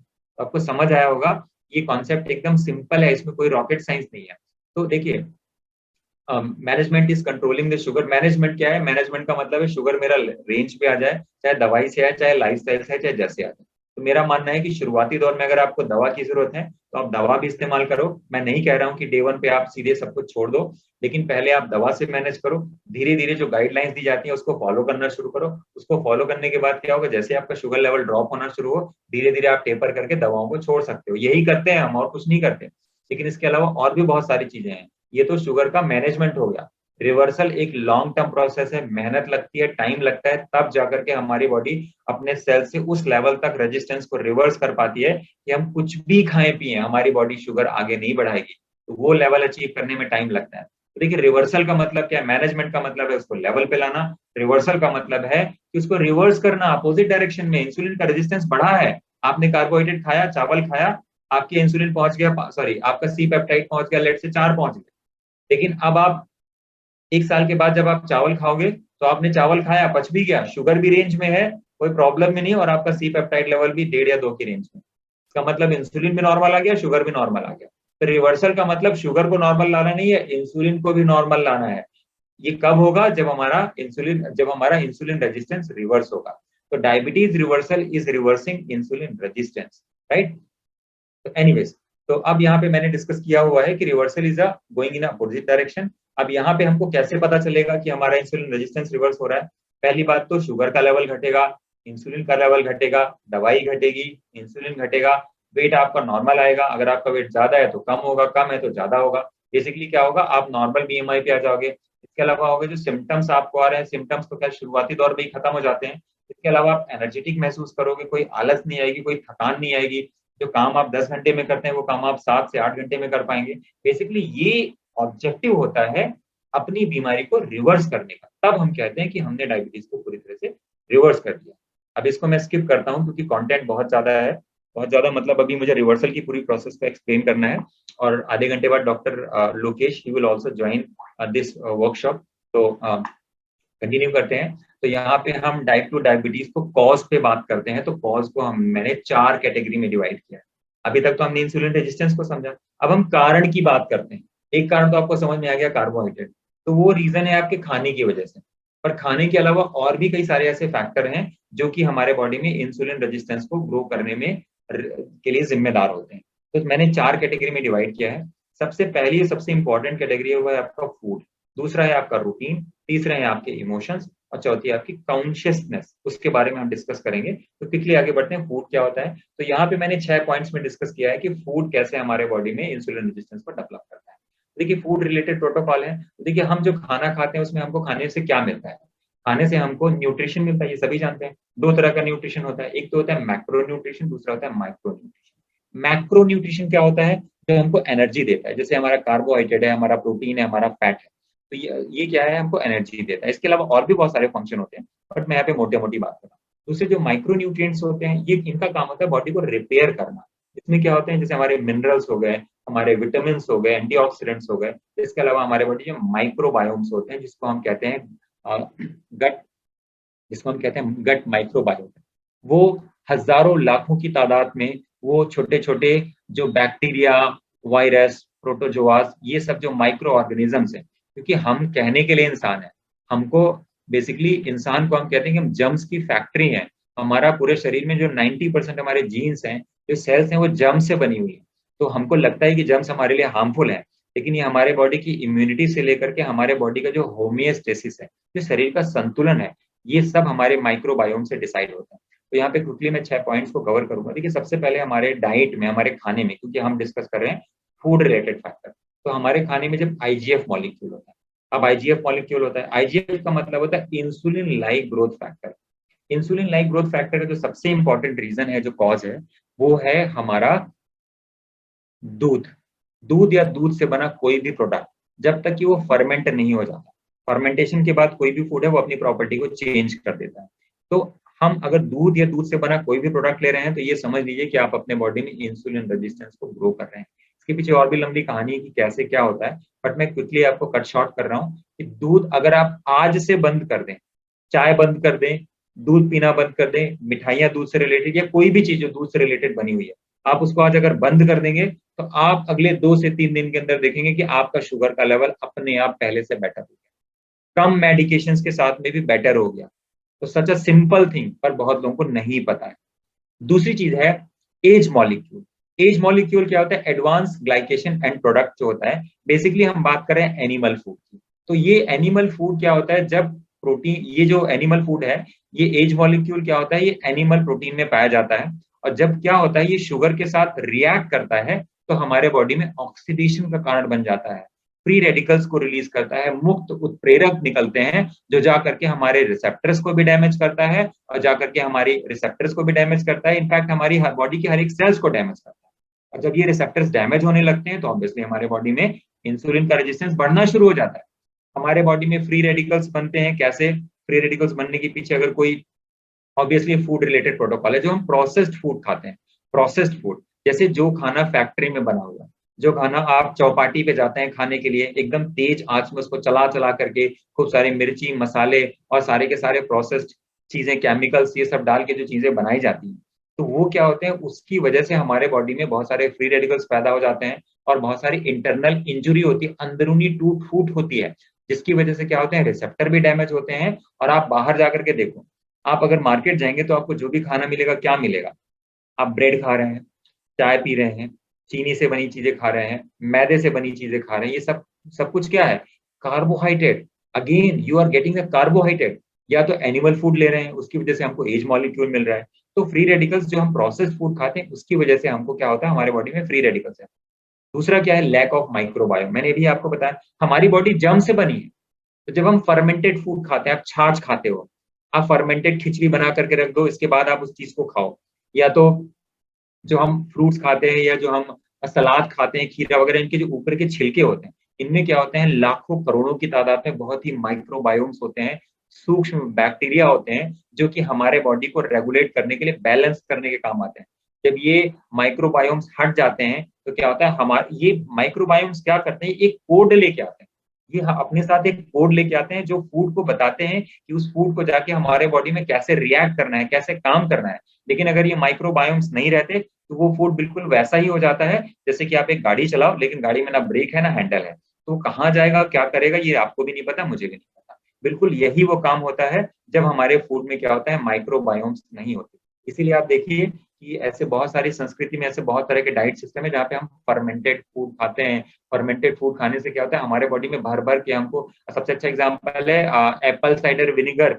आप देखो लोग काली मिर्च, लहसुन, अचार, सिरका वगैरह ये सब बनाया जाता था, लोग ये जो खाते थे, तो ये सब क्या चीजें होती थी, फर्मेंटेड फूड होता था। जब हमारे बॉडी में जाता है तो क्या होता है, हमारे बॉडी को एक प्रॉपर कोड देता है। हमारे बॉडी में जहां पर भी माइक्रोबायोम्स कम होते हैं, लेकिन आप जो मार्केट में खाना खाते हैं, किसी भी फूड में कोई माइक्रोबायोम नहीं होते। The food is absolutely with no code. जब इस फूड में कोई कोड नहीं होता कि आपके बॉडी में क्या करेगा, कोई नहीं जानता, ना आप जानते ना मैं जानता। एनीवेज, पांचवा पॉइंट है लैक ऑफ माइक्रोन्यूट्रिएंट। माइक्रोन्यूट्रिएंट क्या होते हैं, जो हम खाने को, नेचर ने जो खाना जैसा जिस फॉर्म में दिया हुआ है, कच्चा दिया हुआ है, रॉ दिया हुआ है, होल ग्रेन्स के फॉर्म में दिया हुआ है, इसमें सारे माइक्रोन्यूट्रिएंट, सारे विटामिन हैं, सारे मिनरल्स हैं, राइट, ये सारी की सारी चीजें उसमें भर भर के। इनफैक्ट जो हमारा स्प्राउट्स होता है, अंकुरित अनाज होता है, उसमें इतने सारे ये हमारे माइक्रोबायोम्स होते हैं, जो अभी मैं फोर्थ पॉइंट पे डिस्कस कर रहा था। अभी माइक्रो न्यूट्रिएंट्स क्या होते हैं, जब हम भोजन को पका देते हैं, कुक कर देते हैं, बहुत तेज आंच में पकाते हैं, कुकर में चीजें पकाते हैं, तो उसके माइक्रो न्यूट्रिएंट्स तो खत्म हो जाते हैं। तभी तो हम टेस्ट करवाते हैं कि हमारे बॉडी में कैल्शियम कितना है, हमारे बॉडी में विटामिन B12 कितना है। ये सब चीजें हम क्यों टेस्ट करते हैं, इसीलिए करते हैं। जब ये चीजें हमारे बॉडी में नहीं होती तो कायदे से हमको अपना फूड चेंज करना चाहिए, जिससे कि हमारे बॉडी को वो सारी चीजें मिल सके। लेकिन हम क्या चेंज करते हैं, हम चेंज करते हैं, we go to supplements. Supplements की भी अगर हमारे बॉडी में बहुत ज्यादा डिफिशियंसी है तो शॉर्ट टाइम के लिए यूज किया जा सकता है, लेकिन सप्लीमेंट्स का भी एक बहुत डार्क साइड है। मैं आज के वेबिनार में इसको कवर नहीं करूंगा, तो क्विकली जो काम की चीजें हैं मैं इसको कवर करता हूँ ताकि मैं इसको अच्छे से आसानी से कवर कर सकूं। टाइम कितना हो गया, टाइम हो गया है 8:12 हो गए हैं, करीब 20-25 मिनट मुझे लगेगा। इसके बाद doctor Lokesh will be joining this webinar. तो इसके बाद मैंने आपको नेक्स्ट चीज बताई, छठवें नंबर पे, वो है एक्सेसिव प्रोसेस्ड फैट। अब ये प्रोसेस्ड फैट कहाँ से आता है, मैंने ऑलरेडी आपको बताया कि जो भी हम कार्बोहाइड्रेट खा रहे हैं, बाजार में जाके हम पास्ता खा रहे हैं, मैगी खा रहे हैं, ये जाके कार्बोहाइड्रेट के फॉर्म में नहीं, शुगर तक तो लिमिटेड ठीक है, उसके बाद ये ट्राइग्लिसराइड में कन्वर्ट होकर हमारे बॉडी के फैट सेल्स में जाके स्टोर हो रहा है। और हमको क्या लग रहा है कि फैट खाने से हमारे बॉडी में मोटापा आ रहा है ना। लोग कहते हैं तेल संभल के डाल, तेल, भाई तेल जब तक कच्चा है तब तक वो मेडिसिन है, जहां वो पक गया वो क्या हो गया, वो उसमें क्या हो गया, उसमें फ्री रेडिकल्स पैदा हो गए। जब फ्री रेडिकल्स पैदा हो गए तो क्या हो गया, अब वो जाकर के हमारे बॉडी में डैमेज करने लगा, इंसुलिन रेजिस्टेंस का कॉज बन गया। तो प्रोसेस्ड फैट कहीं और से नहीं आता। जो हम प्रोसेस्ड कार्बोहाइड्रेट खा रहे हैं, जो बाजार का खाना खा रहे हैं, घर में भी जो हम बनाते हैं, तो आज आप मार्केट से कोई भी पैकेट खरीद के लाइए, सारे खाने जो भी हैं सब कुछ कार्बोहाइड्रेट है, सब कुछ डायबिटीज का रीजन कुछ और नहीं है। बाजार में मिलने वाला सारा कार्बोहाइड्रेट है, 95% फूड आप देखो सब कुछ कार्बोहाइड्रेट है, वही डायबिटीज देके जा रहा है। बाजार में मिलता है, घर में भी लाके हम वही पका के खाते हैं। तो ये मैंने डायग्राम आपको शुरू में दिखाया था, अब आपको याद होगा कि कैसे फैट, जब हमारी बॉडी कार्बोहाइड्रेट को फैट में कन्वर्ट करती है, रिसेप्टर्स ब्लॉक हो जाते हैं, इंसुलिन रेजिस्टेंस डेवलप हो जाता है। तो मैंने आपको फूड रिलेटेड प्रोटोकॉल बताया, अब मैं आपको बताता हूँ रूटीन। रूटीन का मतलब हमारी दिनचर्या, हम क्या करते हैं। इसमें हंगर क्रेविंग, जैसे हम ऑफिस में जाते हैं, काम करते हैं, घर में रहते हैं, बार बार जाके फ्रिज में कुछ खोल के खाते रहते हैं, कहीं गए थोड़ी सी नमकीन निकाल के खा लिया, दिस इज अ क्रेविंग। और क्रेविंग का सबसे बड़ा रीजन होता है कार्बोहाइड्रेट। अगर आप कार्बोहाइड्रेट आपके डाइट में है, अच्छा हाँ, अगर आपके बॉडी में इंसुलिन रेजिस्टेंस डेवलप हो गया, तो आप ये मान के चलो कि आपके बॉडी में क्रेविंग्स अपने आप बन जाएगी। जैसे ही आप अपने फूड को कार्ब से स्विच करते हो, प्रोटीन्स पे जाते हो, होल ग्रेन्स खाते हो, हेल्दी नट्स खाते हो, तो आपकी बॉडी अपने आप क्या करती है, जब लो कार्बोहाइड्रेट पर रन करेगी, क्रेविंग्स अपने आप खत्म हो जाएगी। दूसरा फैक्टर है टाइमिंग, कि आप किस टाइम पे खाते हो। नेचर ने एक क्लॉक साइकिल बनाया है, सुबह के लगभग 7-8 बजे से लेकर के शाम के सूरज डूबने तक, 7 बजे, 6 बजे, 7 बजे तक, उसी टाइम पे हमारी बॉडी फूड को प्रोसेस कर सकती है। आप जैन धर्म वालों को देखो ना, वो लोग सूरज डूबने के बाद नहीं खाते, कोई भी एनिमल सूरज डूबने के बाद खाना नहीं खाता। लेकिन जब हम उस खाने को सूरज डूबने के बाद खाते हैं, तो क्या होता है, वो जाकर के हमारे पेट के अंदर हमारी 70 60 70% ब्लड सप्लाई को ब्लॉक कर लेता है। जो हार्ट के पेशेंट्स होते हैं, उन लोगों के लिए बहुत डेंजरस फैक्टर है, क्योंकि सप्लाई जब हमारी पूरी पेट के इर्द गिर्द ब्लॉक हो गई, तो हार्ट को अपने आप सप्लाई कम हो जाएगी। इसीलिए जो हार्ट के पेशेंट होते हैं, उनको रात में क्या होता है, चेस्ट पेन होना शुरू हो जाता है। Very simple reason. इसके अलावा जो थर्ड पॉइंट है, वो ईटिंग स्पीड, हम जिस स्पीड से खाते हैं। अभी देखिए, मैं इंसुलिन रेजिस्टेंस की बात कर रहा था, क्यों बॉडी इंसुलिन ज्यादा बनती है। हम धीरे धीरे खाएंगे, लेट से हम कार्बोहाइड्रेट खा रहे हैं, जब हम धीरे धीरे खाएंगे तो क्या होगा, पहले वो स्टमक में जाएगा, स्टमक से जब वो इंटेस्टाइन में जाएगा तो धीरे धीरे जाएगा। तो जितनी हमारे बॉडी में इंसुलिन है, वो इंसुलिन उसको क्या करेगी, यूज कर लेगी, मेटाबोलाइज कर लेगी, सेल्स के अंदर स्टोर कर लेगी। लेकिन फटाफट देखते देखते हमने 5 मिनट में पूरा खाना खा लिया, तो 5 मिनट के अंदर हमने सारा का सारा कार्बोहाइड्रेट जब अपने पेट के अंदर डाल लिया, तो क्या होगा, जब वो स्टमक से इंटेस्टाइन में जाएगा, तो बहुत ही शॉर्ट ड्यूरेशन के अंदर क्या हो गया, सारा का सारा खाना जो है इंटेस्टाइन में पहुंच गया। तो जब उसको, हमारे इंटेस्टाइन को ये पता चलेगा कि इतना सारा कार्बोहाइड्रेट आ गया है, ग्लूकोज आ गया है, तो अपने आप इंसुलिन का लेवल शूट कर जाएगा। अभी आप देखो, एक सिंपल तरीका, कहते हैं ना, खाने को 32 बार चबा के खाना चाहिए। आप एक दिन केवल अपने खाने को आधे घंटे में खाओ, खूब चबा चबा के खाओ, नेक्स्ट डे आप देखो आपका शुगर लेवल अपने आप कंट्रोल हो जाएगा। सच अ सिंपल थिंग। जो पुराने फंडामेंटल कॉन्सेप्ट है वही काम करते हैं, कोई नया साइंस काम नहीं करता। इसके अलावा स्लीपिंग पैटर्न, हमारे बॉडी का, जो मैंने आपको बताया था, क्लॉक साइकिल है। रात के 9-10 बजे के बाद हमारी बॉडी खुद को रिपेयर करना शुरू करती है। अब हम रात को 10-11-12 बजे तक तो मोबाइल फोन देखते हैं, और हम जो जो हमारी आंखों पे लाइट पड़ती है, मोबाइल फोन की जो व्हाइट लाइट पड़ती है, वो हमारी आंखों, रेटिना के पीछे एक सेल्स होती है, फोटोसिंथेटिक गैंग्लियन सेल्स। ये सेल्स जब व्हाइट लाइट को डिटेक्ट करती हैं, तो क्या होता है, हमारे बॉडी में एक हार्मोन है जिसको हम कहते हैं मेलाटोनिन, इसको स्लीप हार्मोन कहते हैं। ये हमारे पीनियल ग्लैंड से रिलीज होता है। तो मेलाटोनिन को ये व्हाइट लाइट ब्लॉक कर देती है। अगर आप मोबाइल फोन देख रहे हो तो आपको नींद नहीं आएगी।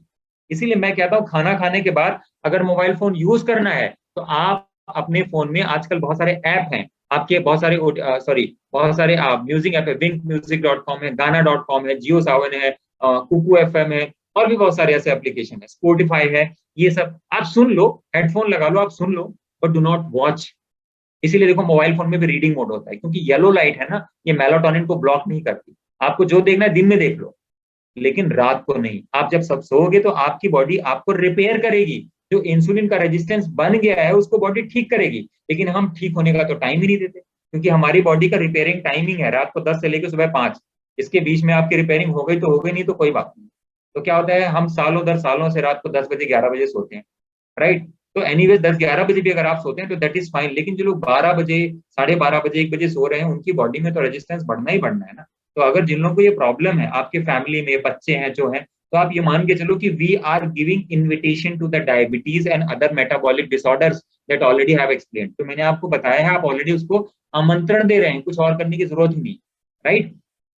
इसके अलावा फिजिकल एक्टिविटी कम होती है, जो आपके बॉडी में ग्लूकोज पड़ा हुआ है, जो सेल्स में स्टोर है, वो बर्न ही नहीं हो पाता।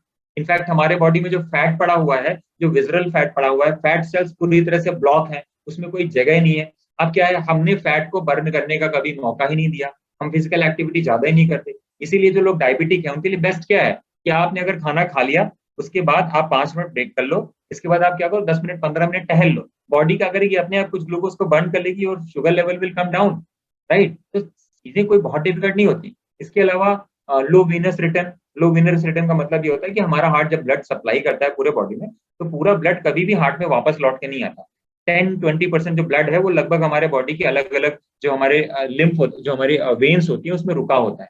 तो ब्लड आने के लिए हमारे लिम्फेटिक नोड्स होते हैं। ऐसे लिम्फेटिक नोड्स ऐसे होते हैं, इधर से प्रेशर पड़ेगा तो ये ऊपर खुल जाएगा, ब्लड ऊपर चला जाएगा, लेकिन नीचे नहीं जाएगा। इस तरह से करके ब्लड वापस आते आते हार्ट तक वापस आता है, राइट। तो समझने वाली चीज है यहाँ पे कि अगर हम फिजिकल एक्टिविटी नहीं करें, इसीलिए मेरा एडवाइस ये होता है कि आप कोई इंटेंसिव रिग्रेस एक्टिविटी करो, इससे अच्छा है कि आप थोड़ा सा योगा कर लो। योगा में क्या होता है, कोई बहुत लोड भी नहीं पड़ता, धीरे धीरे हमारे शरीर के सभी अंगों में क्या होता है, थोड़ा सा शेयर स्ट्रेस पड़ता है, और ये जो रुका हुआ ब्लड है ये वापस हार्ट की तरफ आता है, और हमारे बॉडी का प्यूरिफिकेशन हो जाता है, हमारी बॉडी डिटॉक्सिफाई हो जाती है। तो योगा और डूइंग आप एक्सरसाइज भी करते हो, ये सब कुछ बहुत ही पावरफुल डिटॉक्सिफिकेशन एक्टिविटी। इसके अलावा नेक्स्ट चीज है हमारे रूटीन से रिलेटेड, मसल्स कमजोर है। मसल्स आपकी कमजोर हैं तो आप प्रोटीन रिलेटेड रिच फूड लो, जैसे आपका सोया बड़ी हो गया, टोफू हो गया, इस तरह के जो आपके फूड हैं। इसके अलावा जिनमें जैसे आपका मूंगफली हो गया, सोयाबीन हो गया, इस तरह का कंटेंट लेते हो और अच्छी फिजिकल एक्टिविटी करते हो, तो आपकी मसल्स भी बिल्टअप होती है, क्योंकि मसल से ही हमको क्या मिलती है, हमको इम्यूनिटी मिलती है। मसल से ही हमारी जो सेल्स हैं उसकी हेल्थ अच्छी होती है। अब आपकी मसल्स ही कमजोर है तो ऑब्वियसली आपकी जो कंडीशन है, मेटाबॉलिक डिसऑर्डर, तो बॉडी में ग्रो ही करेगा। इसके अलावा है स्पिरिचुअल कंट्रीब्यूशन।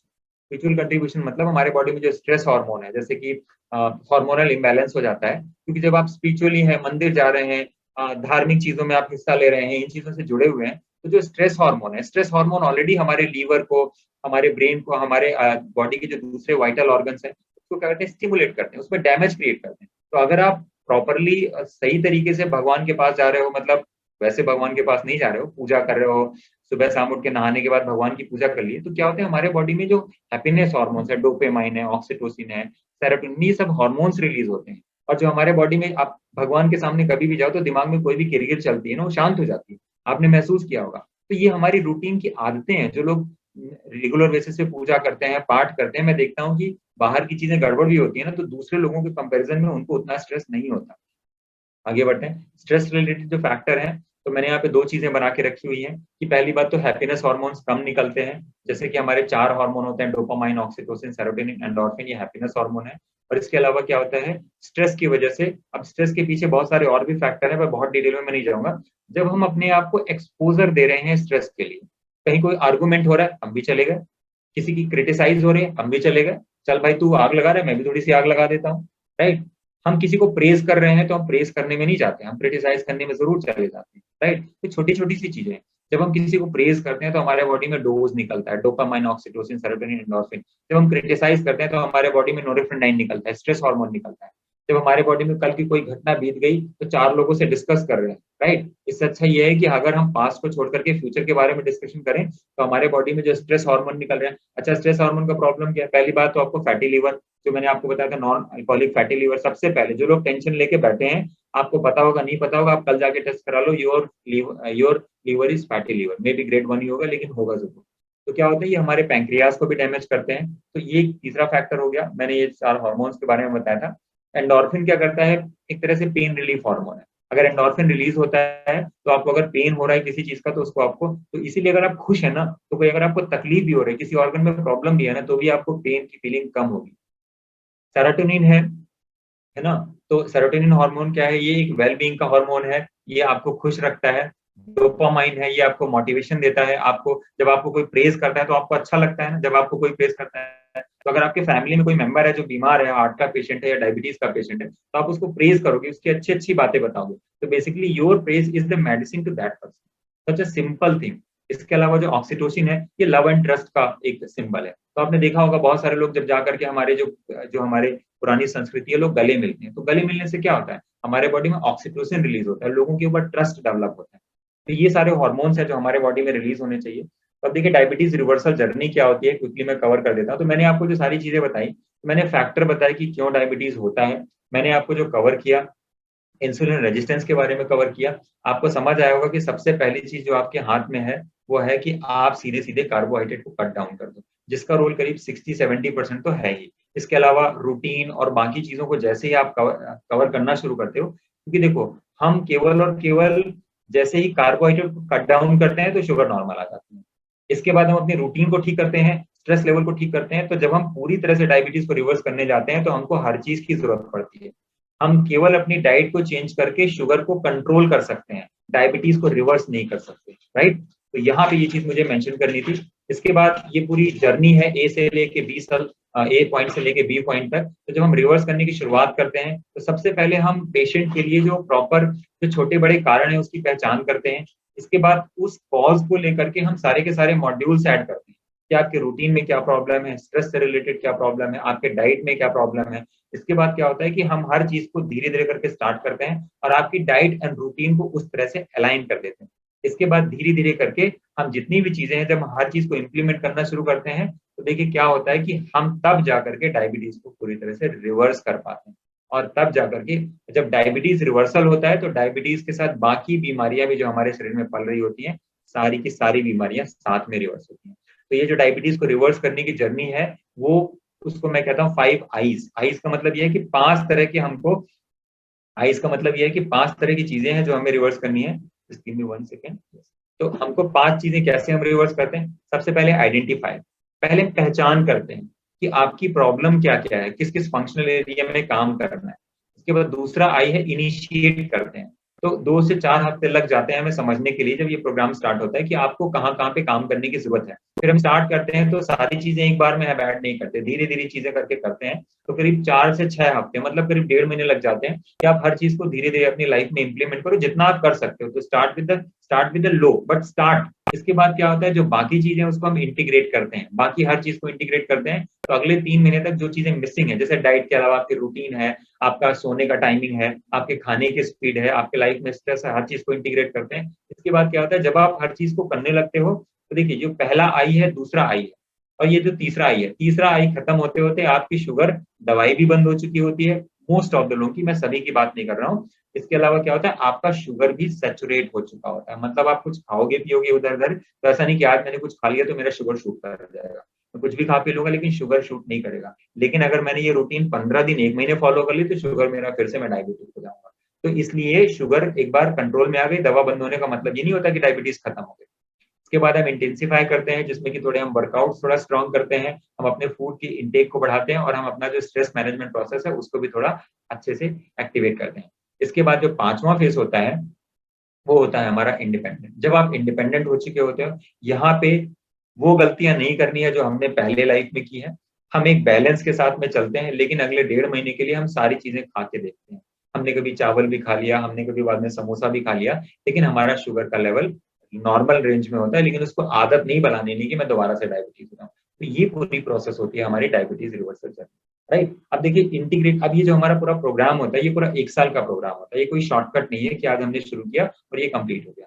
तो ये पूरी एक इंटीग्रेटेड अप्रोच है जिसमें हम एलोपैथी का यूज़ करते हैं, आयुर्वेदा यूज़ करते हैं, नेचुरोपैथी यूज़ करते हैं, होम्योपैथी का यूज़ करते हैं, डाइट, रूटीन पे काम करते हैं, साइकोथेरेपी पे यूज़ करते हैं और योगा पे मैं बहुत ज़्यादा ध्यान देता हूँ। पर्सनली योगा मैं खुद ही कराना पसंद करता हूँ लोगों को, क्योंकि मैं खुद योगा करता हूँ, राइट?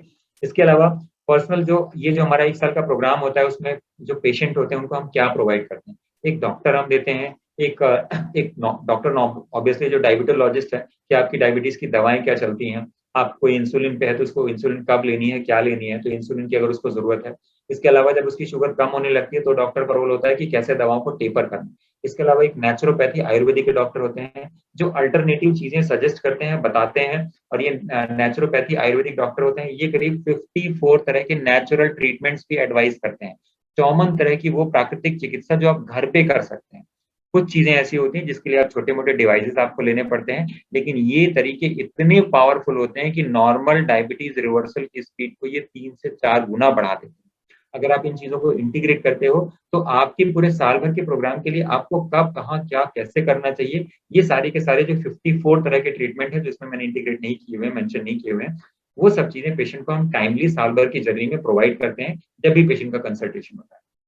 इसके अलावा आपको एक एक एक्सरसाइज़ या योगा कोच मिलता है, जो आपकी ज़रूरत के हिसाब से, आपकी बीमारी के हिसाब से आपको योगा एडवाइस करते हैं। इसके अलावा एक डायटीशियन होती है, जो आपको कैसे डाइट कब, कहाँ, कैसे चेंज होगा, आपको क्या खाना है, क्या नहीं खाना है। तो जो हमारा मास्टर प्रोग्राम होता है, उसके बेसिस पे वो आपको गाइड करते हैं। कोई अगर पतला है, तो उसका डाइट अलग होगा, कोई मोटा है, तो उसका डाइट अलग होगा। किसी को किस तरह की बीमारी है, प्रॉब्लम है, उसके हिसाब से उसके जो प्रोग्राम होते हैं, वो डिफरेंट होते हैं। इसके अलावा एक हेल्थ काउंसलर है, जो आपके टच में हमेशा रहती है, आपको कोई भी ज़रूरत हो, you can call to the health counsellor any time. Health counsellor आपको डॉक्टर चाहे वो आयुर्वेदिक डॉक्टर हो, चाहे वो एलोपैथिक डॉक्टर हो, चाहे वो एक्सरसाइज कोच हो, डाइटिशियन हो, सबसे आपका अपॉइंटमेंट लाइन अप करती है ताकि आपको कोई भी प्रॉब्लम हो तो आपको इंस्टेंटली उसका आंसर मिल सके, राइट। तो ये पूरा प्रोसेस है। अब देखिए 4 डायमेंशनल कंप्लीट क्योर, ये जो पूरा मेरा मेथड है इसको हम कहते हैं 4 डायमेंशनल कंप्लीट क्योर, जो मैंने शुरू में बताया था। 4 डायमेंशन क्या क्या होते हैं? आहार, विहार, विचार और चेतना, और चौथे हैं नेचुरल ट्रीटमेंट, मतलब जो प्राकृतिक चिकित्सा होती है। इन चारों चीजों को इंप्लीमेंट करके हम क्या करते हैं? डायबिटीज को रिवर्स करते हैं। तो ये एक शॉर्ट टर्म प्रोसेस नहीं, एक लॉन्ग टर्म प्रोसेस है। तो मैं क्विकली जो मैंने शुरू में बताया था आपको कि 7 दिन के अंदर कैसे डायबिटीज की दवाओं को छोड़ सकते हैं, मैं उसका यहाँ पे एक छोटा सा ब्रीफिंग रूपरेखा बता रहा हूँ। सबसे पहली चीज है कि आपको अपने डाइट में क्या इंक्लूड करना है? लीव्स, पत्तियां। आप जो भी पत्तियां जिस फॉर्म में भी खा सकते हैं, धनिया की पत्ती हो गई, मूली की पत्ती हो गई, पालक की पत्ती हो गई, लेटस की पत्ती हो गई, तो लगभग 10% हमारे डाइट में या तो हम पत्तियों को यूज करते हैं, चाहे वो रॉ फॉर्म में हो, चाहे वो हम उसकी सब्जी भी बना सकते हैं, या तो हम उसको हर्ब्स के फॉर्म में ले सकते हैं, अलग अलग तरह की हर्ब्स भी ले सकते हैं। 20% जो है, हम कार्बोहाइड्रेट को यहाँ पे बिल्कुल मना नहीं करें कि कार्बोहाइड्रेट बिल्कुल नहीं लेना है, लेकिन कार्बोहाइड्रेट हमेशा कॉम्प्लेक्स फॉर्म में लेना है। फैट भी हमारे लिए हार्मफुल नहीं है, फैट भी हमारे लिए एक सर्टेन लेवल पे फैट और कार्बोहाइड्रेट इन दोनों की जरूरत है। तो 20% क्या होना चाहिए? हमारा कॉम्प्लेक्स कार्बोहाइड्रेट होना चाहिए और हेल्दी फैट हम ले सकते हैं, राइट। इसके अलावा क्योंकि देखिए हम प्रोटीन खाएंगे तो इंसुलिन नहीं बढ़ेगा, प्रोटीन से भी हमको एनर्जी मिलती है, हमको फैट से भी एनर्जी मिलती है, लेकिन प्रोटीन और फैट खाने से हमारे बॉडी में क्या होगा? हमारे बॉडी में ग्लूकोज सॉरी इंसुलिन का लेवल नहीं बढ़ेगा। तो अगर हमारे बॉडी में इंसुलिन का लेवल नहीं बढ़ेगा तो इंसुलिन की वजह से जो प्रॉब्लम हो रही है, हम अपने आप इंसुलिन लेवल को रिवर्स करना शुरू कर देंगे, राइट। ये कॉन्सेप्ट बड़ा सिंपल है, आप इसको इंटरनेट पे भी R&D करके सारी चीजें आपको वहां से पता लग जाएंगी। 30% जो हमारे डाइट में कंटेंट होता है उसमें क्या होता है? स्प्राउटेड होल ग्रेन्स, चाहे हम रॉ फॉर्म में खाएं, चाहे हम उसको थोड़ा अदल बदल के खाएं। सैलेड हो गया, वेजिटेबल्स हो गया, नट्स हो गया, सीड्स हो गया, फ्रूट्स हो गया, ये सारी की सारी चीजें हमारे डाइट में 30% इंक्लूडेड होती हैं। और 40% क्या है? हम कुक्ड फूड भी खा सकते हैं, और खासतौर से सूरज डूबने के बाद, जैसे शाम का जो हमारा डिनर है, तो हमेशा पका हुआ खाना होना चाहिए, क्योंकि हमारे शरीर का संतुलन है। सुबह हमारा शरीर जो है वो हमारा शरीर कफ प्रधान होता है, दोपहर में हमारा शरीर पित्त प्रधान होता है, शाम होते होते हमारे शरीर में क्या होता है? हमारा शरीर वायु प्रधान हो जाता है। इसीलिए हमें, अगर हम कच्चा खाना खाते हैं तो हमारे शरीर में वायु की प्रधानता हो जाती है और हमारे ज्वाइंट्स में पेन, बॉडी में पेन होना शुरू हो सकता है।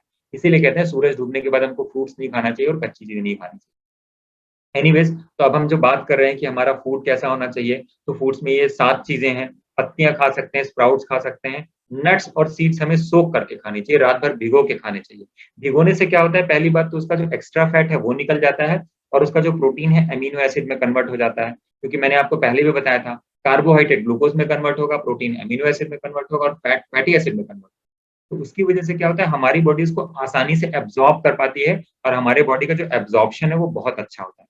सोकिंग की वजह से एक फायदा जो बहुत अच्छा होता है कि हमारी बॉडी में सोकिंग की वजह से जो उसके माइक्रो न्यूट्रिएंट्स हैं और जो उसमें माइक्रोबायोम्स हैं, जो मैंने आपको बताया था गट माइक्रोबायोटा, वो सब कुछ उसमें, वो सब हमारे शरीर को मिलता है जब हम किसी चीज को सोक करके लेते हैं, नेचुरल फॉर्म में लेते हैं। वेजिटेबल्स हैं, सैलेड हैं, आप फ्रूट्स ले सकते हैं, फ्रूट जूसेस भी ले सकते हैं। इसके अलावा आप फूड को भी स्टीम करके ले सकते हैं, और अलग अलग तरह के नेचुरल हर्ब्स भी आप ले सकते हैं। खासतौर से जो इंसुलिन डिपेंडेंट पेशेंट होते हैं उनके लिए कुछ इस तरह के होम्योपैथ मेडिसिन भी हैं, और भी अलग अलग तरह के अल्टरनेटिव हर्ब्स हैं जो उनके बॉडी के इंसुलिन लेवल को कम करने में काफी हेल्प करते हैं, राइट। तो ये हमारा फूड हो गया।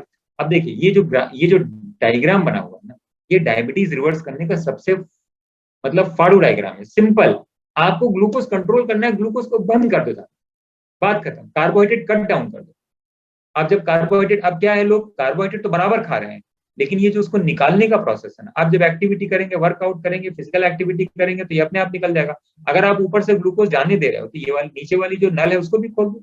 अब नीचे वाली भी नल खोल दोगे, ऊपर वाली भी नल खोल दोगे, तो सब काम बराबर हो जाएगा। लेकिन नीचे वाला नल हमने बंद करके रखा है, हम दवा खा करके जबरदस्ती उसी ग्लूकोज को सेल्स में स्टोर कराने की कोशिश कर रहे हैं।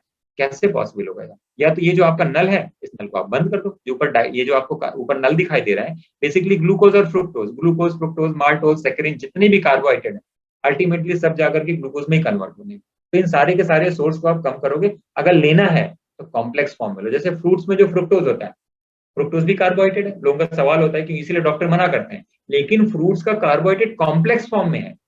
जब वो हमारे स्टमक के बाद इंटेस्टाइन में जाता है तो बहुत धीरे धीरे सिक्रिएशन होता है। तो जब वो धीरे धीरे जाता है तो कभी भी इंसुलिन की स्पाइक्स नहीं क्रिएट होती।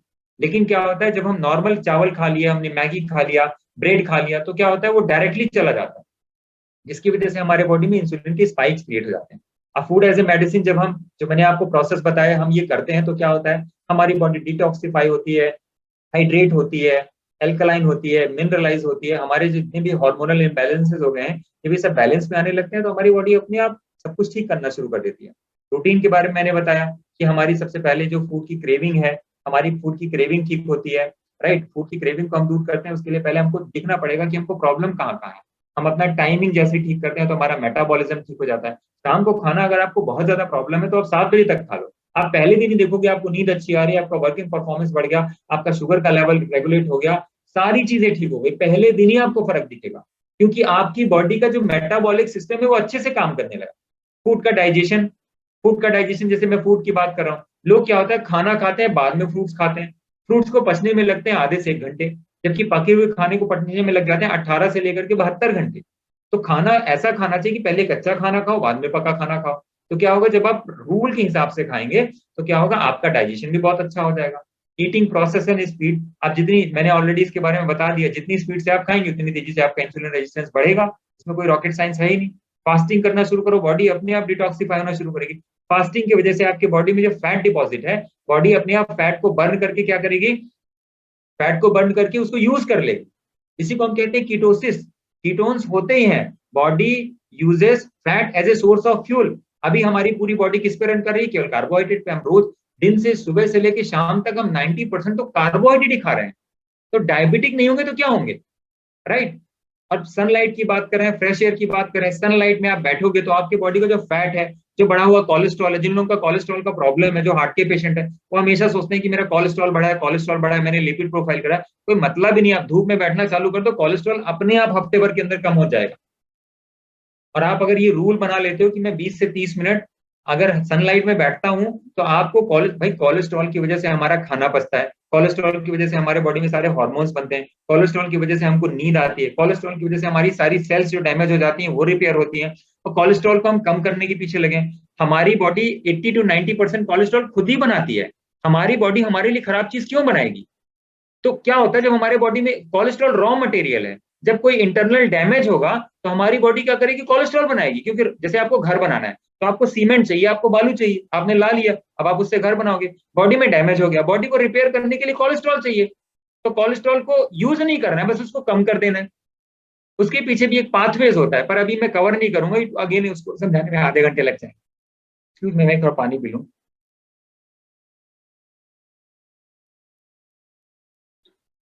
तो आपको कैसा लग रहा है ये जो कंटेंट मैंने कवर किया, जो हमारे डाइट हमारी रूटीन से रिलेटेड है, तो आप कुछ कोरिलेट कर पा रहे हैं अपनी हैबिट्स में, अपने फूड पे?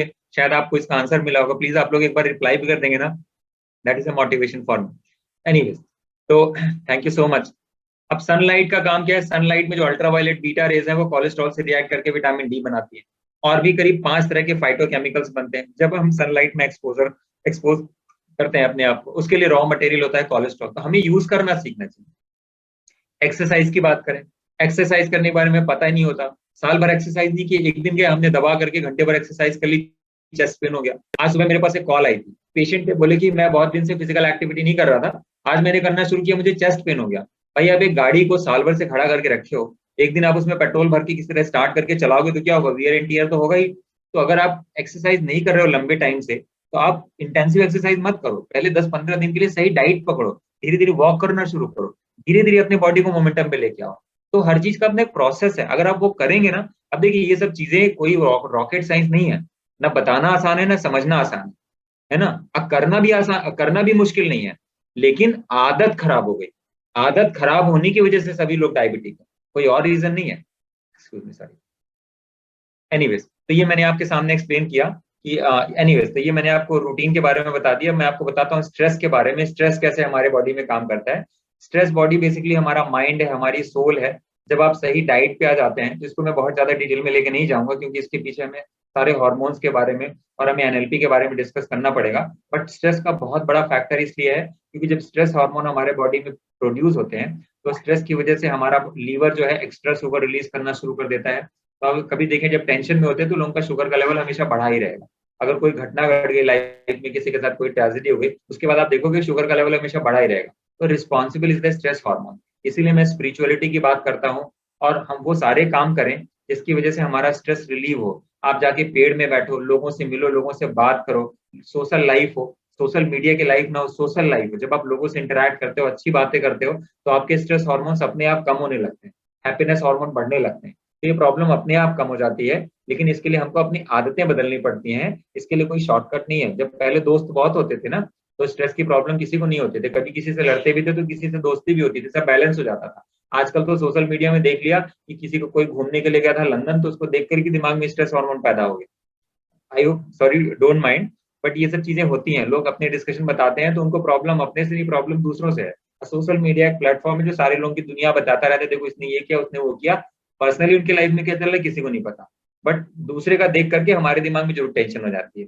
एनीवेज, तो मैंने ये बताया। अब मैं यहाँ पे कवर करूंगा कि कैसे हमारी बॉडी ठीक होती है, कैसे हम बीमारी से एकदम अपने आप को ठीक कर सकते हैं। तो यहाँ पे मैंने बड़ी वर्स्ट वर्स्ट कंडीशन ली हुई है, और मैं यहाँ पे कवर करूंगा कि कोई भी ऐसा पेशेंट, कोई भी ऐसा जिसको कि कोई बहुत ज्यादा प्रॉब्लम है, राइट, और कोई भी बहुत मेजर प्रॉब्लम है, जैसे हार्ट का पेशेंट है, राइट, अगर वो बहुत सारी दवाएं ले रहे हैं, तो क्या होगा, जैसे ही हम इस प्रोसेस को करना शुरू करते हैं, तो मैं क्विकली इसको आगे बढ़ता हूँ, क्योंकि मैं थोड़ा बहुत ज्यादा टाइम दे नहीं पाऊंगा बिकॉज ऑफ सम रीजन, और क्विकली मुझे आपके क्वेश्चन आंसर्स भी लेने हैं। तो क्या होता है, जिसको ब्लॉकेज हो गई, अब जैसे हम इस चीज को फॉलो करना शुरू करते हैं, तो क्या करें, सबसे पहले उन चीजों को ना कहें जो आप ट्रेडिशनल मेडिसिन है, ट्रीटमेंट है, दवाई है, उसको ना करके एक नेचुरल रास्ते को अपनाना शुरू करें। किसी ऐसे इंसान की एडवाइस लें जो आपको सही रास्ता बता सके।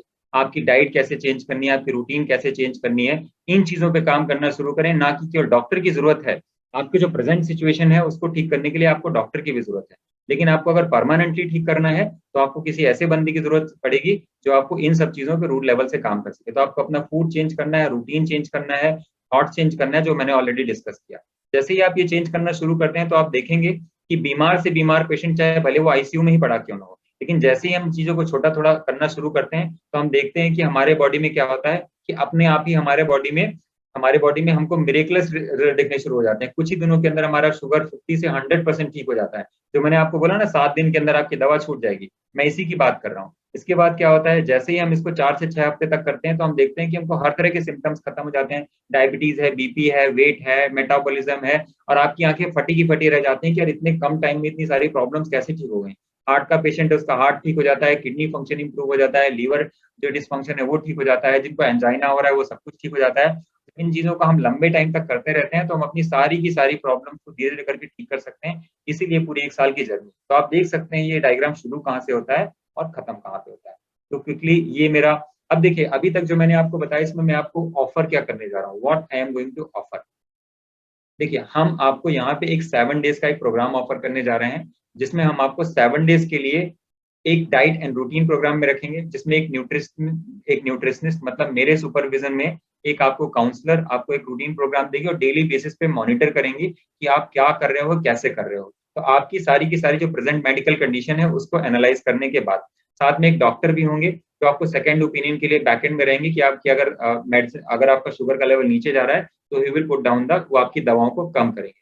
इसके अलावा क्या होगा, जो काउंसलर है वो डेली बेसिस पे आपसे 7 दिन तक कनेक्टेड रहेंगी, और इसमें 4 प्रोग्राम भी होंगे जो मैंने आपको आज बताया ना, food as a medicine, routine as a medicine, emotions as a medicine and counselling. तो ये सब चीजें क्या होंगी, ये सब सारी की सारी चीजें क्या होंगी, आपको ये 4 वर्कशॉप होंगी ड्यूरिंग दिस पीरियड। और इस 4 वर्कशॉप में क्या होगा, आपको हर चीज के बारे में डिटेल में बताया जाएगा। जब आपको सारी की सारी चीजें जानने को मिलेंगी, समझने को मिलेंगी, तो उससे आपको फायदा क्या होगा कि आपको एक अच्छी डीप समझ बनेगी कि कैसे सच में मैं अपनी बीमारी को रिवर्स कर सकता हूँ, क्योंकि आज की वर्कशॉप में हम सारी चीजें कवर नहीं कर सकते। तो देखिए, अब ये प्रोग्राम अगर किसी को हम करके दे रहे हैं, तो आप खुद सोचिए उसकी फीस कितनी होनी चाहिए। बट जस्ट ये प्रोग्राम हम फ्री में भी कर सकते हैं, लेकिन फ्री में करने पे लोग इसको सीरियसली नहीं लेते, इसलिए हमने इसकी एक नॉमिनल फीस रखी हुई है, जस्ट 299 रुपीज। अदरवाइज डायबिटीज को रिवर्स करने का पूरा 1 साल का प्रोग्राम होता है, वो सब चीजें इसमें मैंने नहीं मेंशन की हैं। इसकी फीस है 36,000 रुपीज, राइट।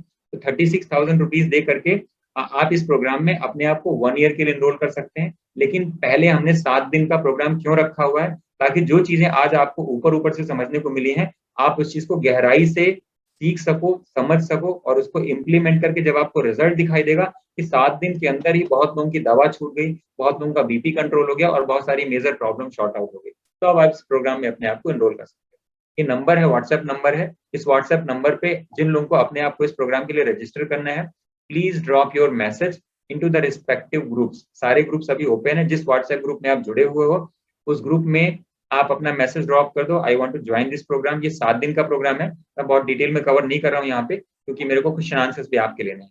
तो क्विकली मैं एक एक करके आप लोगों के क्वेश्चन आंसर्स देता चलता हूँ, क्योंकि टाइम 43 हो चुका है। मैं मैक्सिमम 10 मिनट के अंदर इस यहाँ से आप लोगों से विदा लूंगा। I am diabetic from 22 years, presently taking insulin 30 minutes per day, tablet 3 times, can I reverse? Obviously 9.7 है, बिल्कुल आप कर सकते हैं, लेकिन पहले इंसुलिन का टेस्ट करना पड़ेगा कि आपका पैंक्रियाज इंसुलिन कितना बना रहा है। एचबी आपका जो सी पेप्टाइड है, अगर उसका लेवल अगर अभी भी वो 1.5 या 2 की रेंज में है तो बड़ी आसानी से इसको रिवर्स किया जा सकता है। टाइप 1 टाइप 2 के बारे में मैंने बता दिया।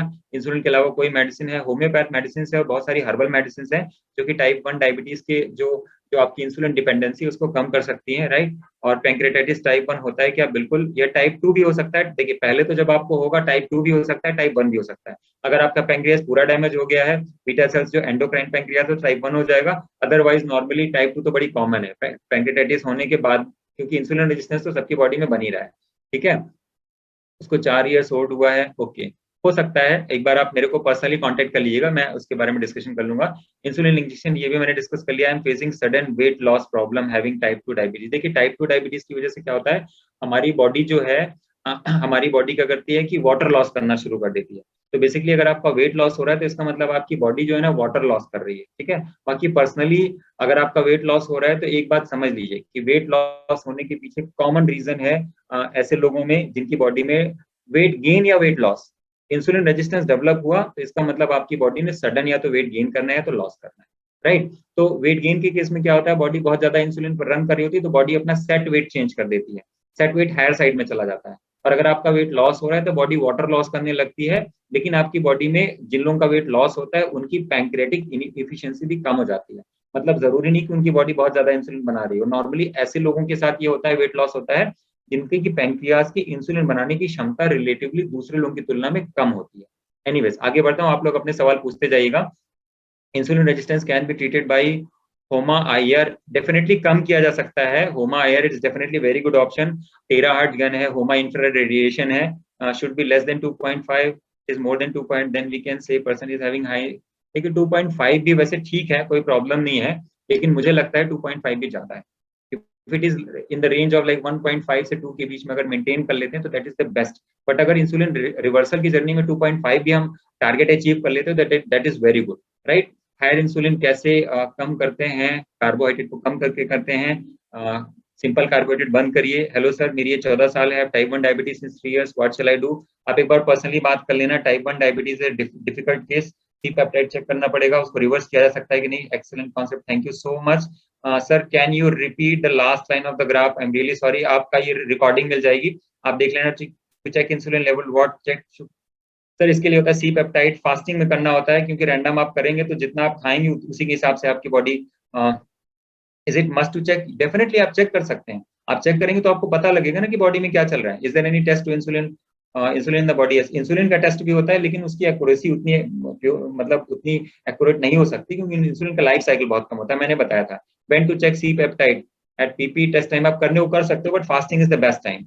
Sir can you share the PPT with us? बिल्कुल कर दूंगा सर, आप मेरे को व्हाट्सएप कर देना, मैं शेयर कर दूंगा।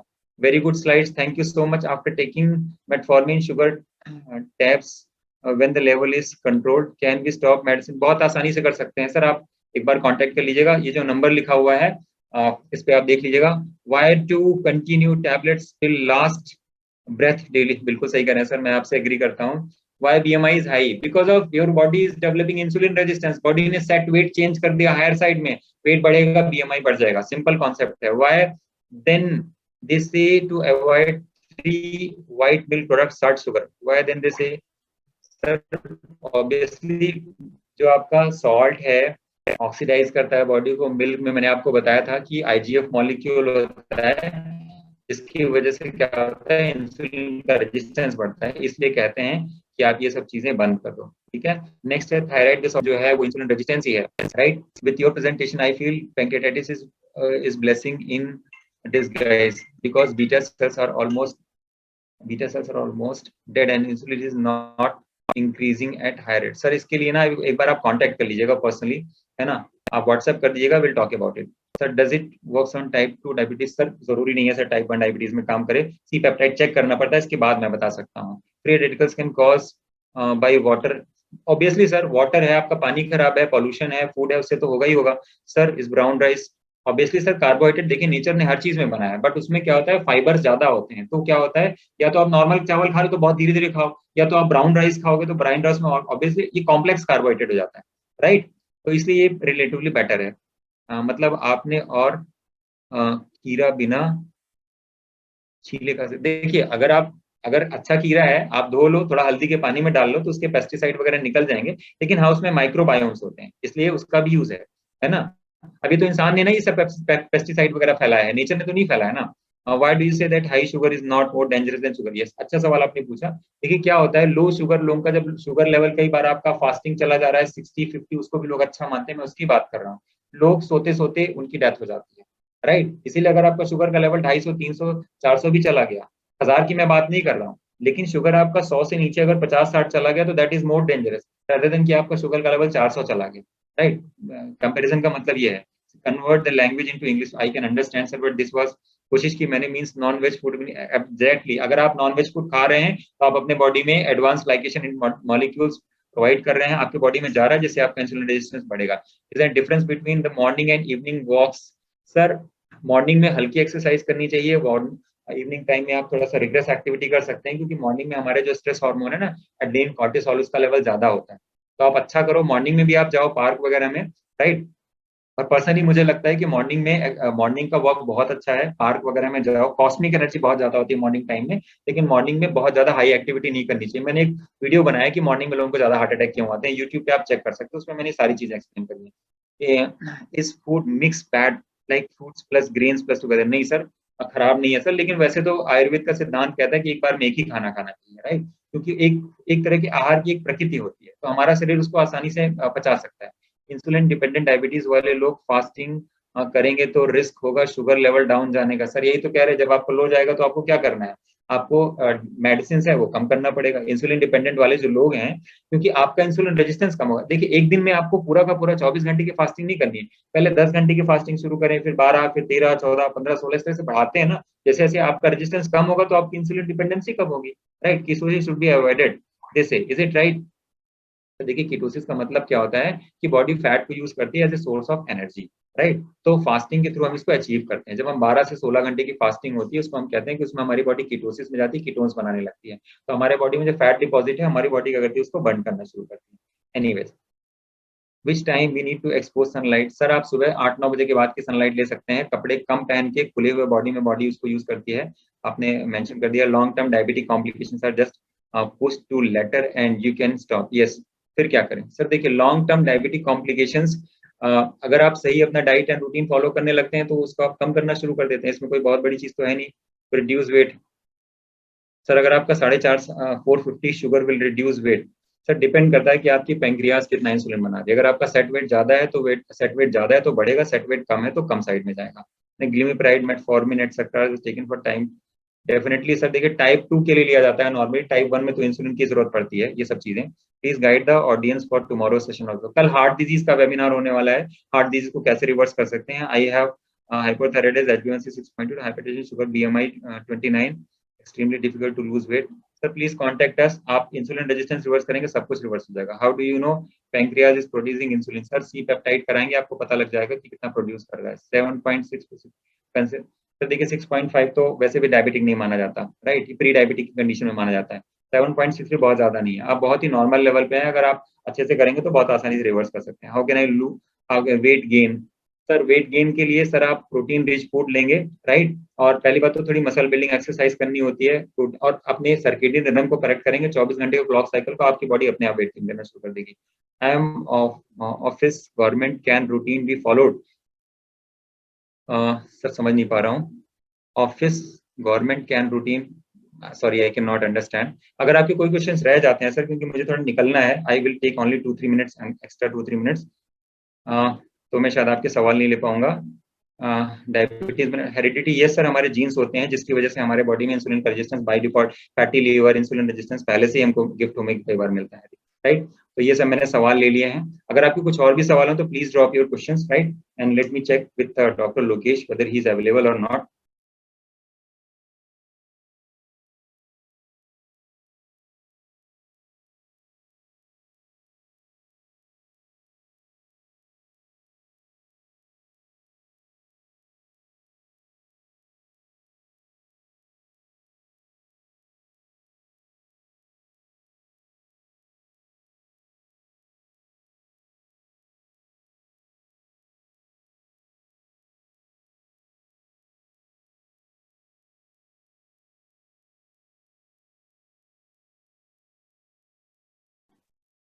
आई एम रियली सॉरी, शायद वो, मुझे लगता है कि शायद he is not available, but I am really sorry for that. But I hope मैंने आपके क्वेश्चंस का आंसर दिया होगा। आप जिस ग्रुप में जुड़े हुए हो, वो जो व्हाट्सएप नंबर मैंने शेयर किया हुआ है वो आप अपने ग्रुप से ले सकते हैं। आपकी अगर कोई स्पेसिफिक क्वेरी है, you can ask the query into the group, right. आप अपनी जो पूछेंगे पर्सनली मैं आपको रिप्लाई कर दूंगा, ठीक है। तो thank you so much for joining this today's presentation. आपको अपना शाम का समय देने के लिए बहुत बहुत धन्यवाद। इसके साथ ही आज इस ट्रेनिंग सेशन को मैं डिस्पर्स करता हूँ। जो लोग इस प्रोग्राम को ज्वाइन करना चाहते हैं, please drop your message into respective groups या जो मैंने व्हाट्सएप नंबर दिया। Thank you so much.